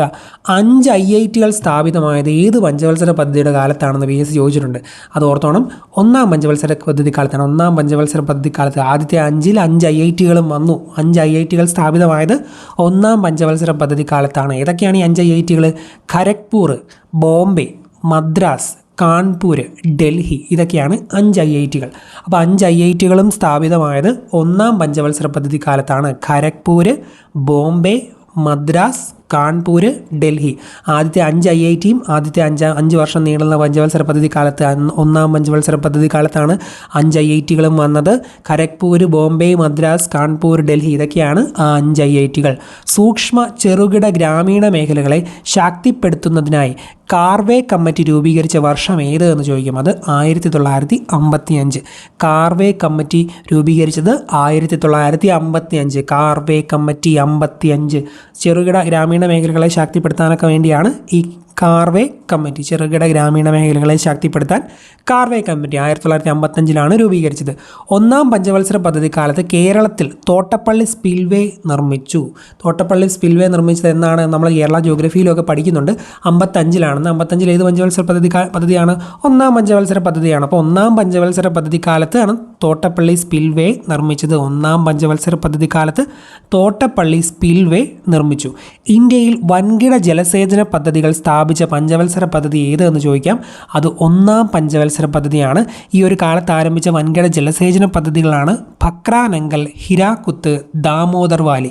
ഭക്രാനങ്കൽ, ഹിരാക്കുഡ്, ദാമോദർ വാലി ഇതൊക്കെ ആരംഭിച്ചത് ഒന്നാം പഞ്ചവത്സര പദ്ധതി കാലത്താണ്. വളരെ പ്രധാനപ്പെട്ട പോയിന്റാണ് ഞാൻ ഈ പറഞ്ഞത്. ഇന്ത്യയിൽ വൻകിട ജലസേചന പദ്ധതികൾ സ്ഥാപിച്ച പഞ്ചവത്സര പദ്ധതിയാണ് ഒന്നാം പഞ്ചവത്സര പദ്ധതി. ഒന്നാം പഞ്ചവത്സര പദ്ധതി കാലത്ത് ആരംഭിച്ച ഈ വൻകിട ജലസേചന പദ്ധതികളാണ് ഭക്രാനങ്കൽ, ഹിരാക്കുഡ്, ദാമോദർ വാലി. ഭക്രാനങ്കൽ, ഹിരാക്കുഡ്, ദാമോദർ വാലി ഇതൊക്കെ ഒന്നാം പഞ്ചവത്സര പദ്ധതി കാലത്താണ് ആരംഭിച്ചത് എന്ന് അറിഞ്ഞിരിക്കുക. അറിഞ്ഞിരിക്കുക. അപ്പോൾ ഇത്രയും പോയിന്റുകളേ ഉള്ളൂ ഫസ്റ്റ് 5 ഇയർ പ്ലാൻ അഥവാ ഒന്നാം പഞ്ചവത്സര പദ്ധതിയുമായി ബന്ധപ്പെട്ട് നിങ്ങൾ അറിഞ്ഞിരിക്കേണ്ടത്. അപ്പോൾ ഞാൻ ഈ വീഡിയോയിൽ പറഞ്ഞ ടോപ്പിക്കുകൾ കൂടാതെ ഇതിനകത്ത് ഉൾക്കൊള്ളുന്ന ബാക്കിയുള്ള ഭാഗങ്ങളെല്ലാം നിങ്ങൾ അടുത്ത ദിവസങ്ങളും ഇന്നും ഒക്കെ ആയിട്ട് അങ്ങ് പക്കായിട്ട് പഠിച്ചു തീർക്കുക. പഠിക്കുക എന്ന് പറഞ്ഞാൽ പഠിച്ചു തീർക്കുക എന്ന് പറഞ്ഞാൽ മറന്നു പോകാത്ത രീതിയിൽ ആ ലെവലിൽ അങ്ങ് പഠിച്ചോണം. അങ്ങനെ ഓരോ ടോപ്പിക്കും പയ്യെ ഇപ്പോൾ തൊട്ട് പഠിച്ചോണമെങ്കിൽ നിങ്ങൾക്ക് ഉറപ്പായിട്ടും LDC പരീക്ഷ ഇറക്കാൻ സാധിക്കും. നമ്മുടെ കോഴ്സിൽ ജോയിൻ ചെയ്യാൻ ആഗ്രഹിക്കുന്നവർ സ്ക്രീനിൽ കാണുന്ന ഈ ഒരു നമ്പറിൽ LDC കോഴ്സ് മെസ്സേജ് അയക്കുക, അല്ലെങ്കിൽ ഹിയർ ദ നോട്ട്സ് എന്ന ആപ്പ് പ്ലേ സ്റ്റോറിൽ നിന്ന് ഡൗൺലോഡ് ചെയ്ത് ജോയിൻ ചെയ്യാവുന്നതാണ്. ഐഫോൺ യൂസ് ചെയ്യുന്നവർക്കും ഞാൻ എങ്ങനെയാണ് ഇൻസ്ട്രക്ഷൻ എന്ന് ഈ നമ്പറിൽ മെസ്സേജ് അയച്ചാൽ ഞാൻ പറഞ്ഞു തരുന്നതാണ്. ഓക്കെ.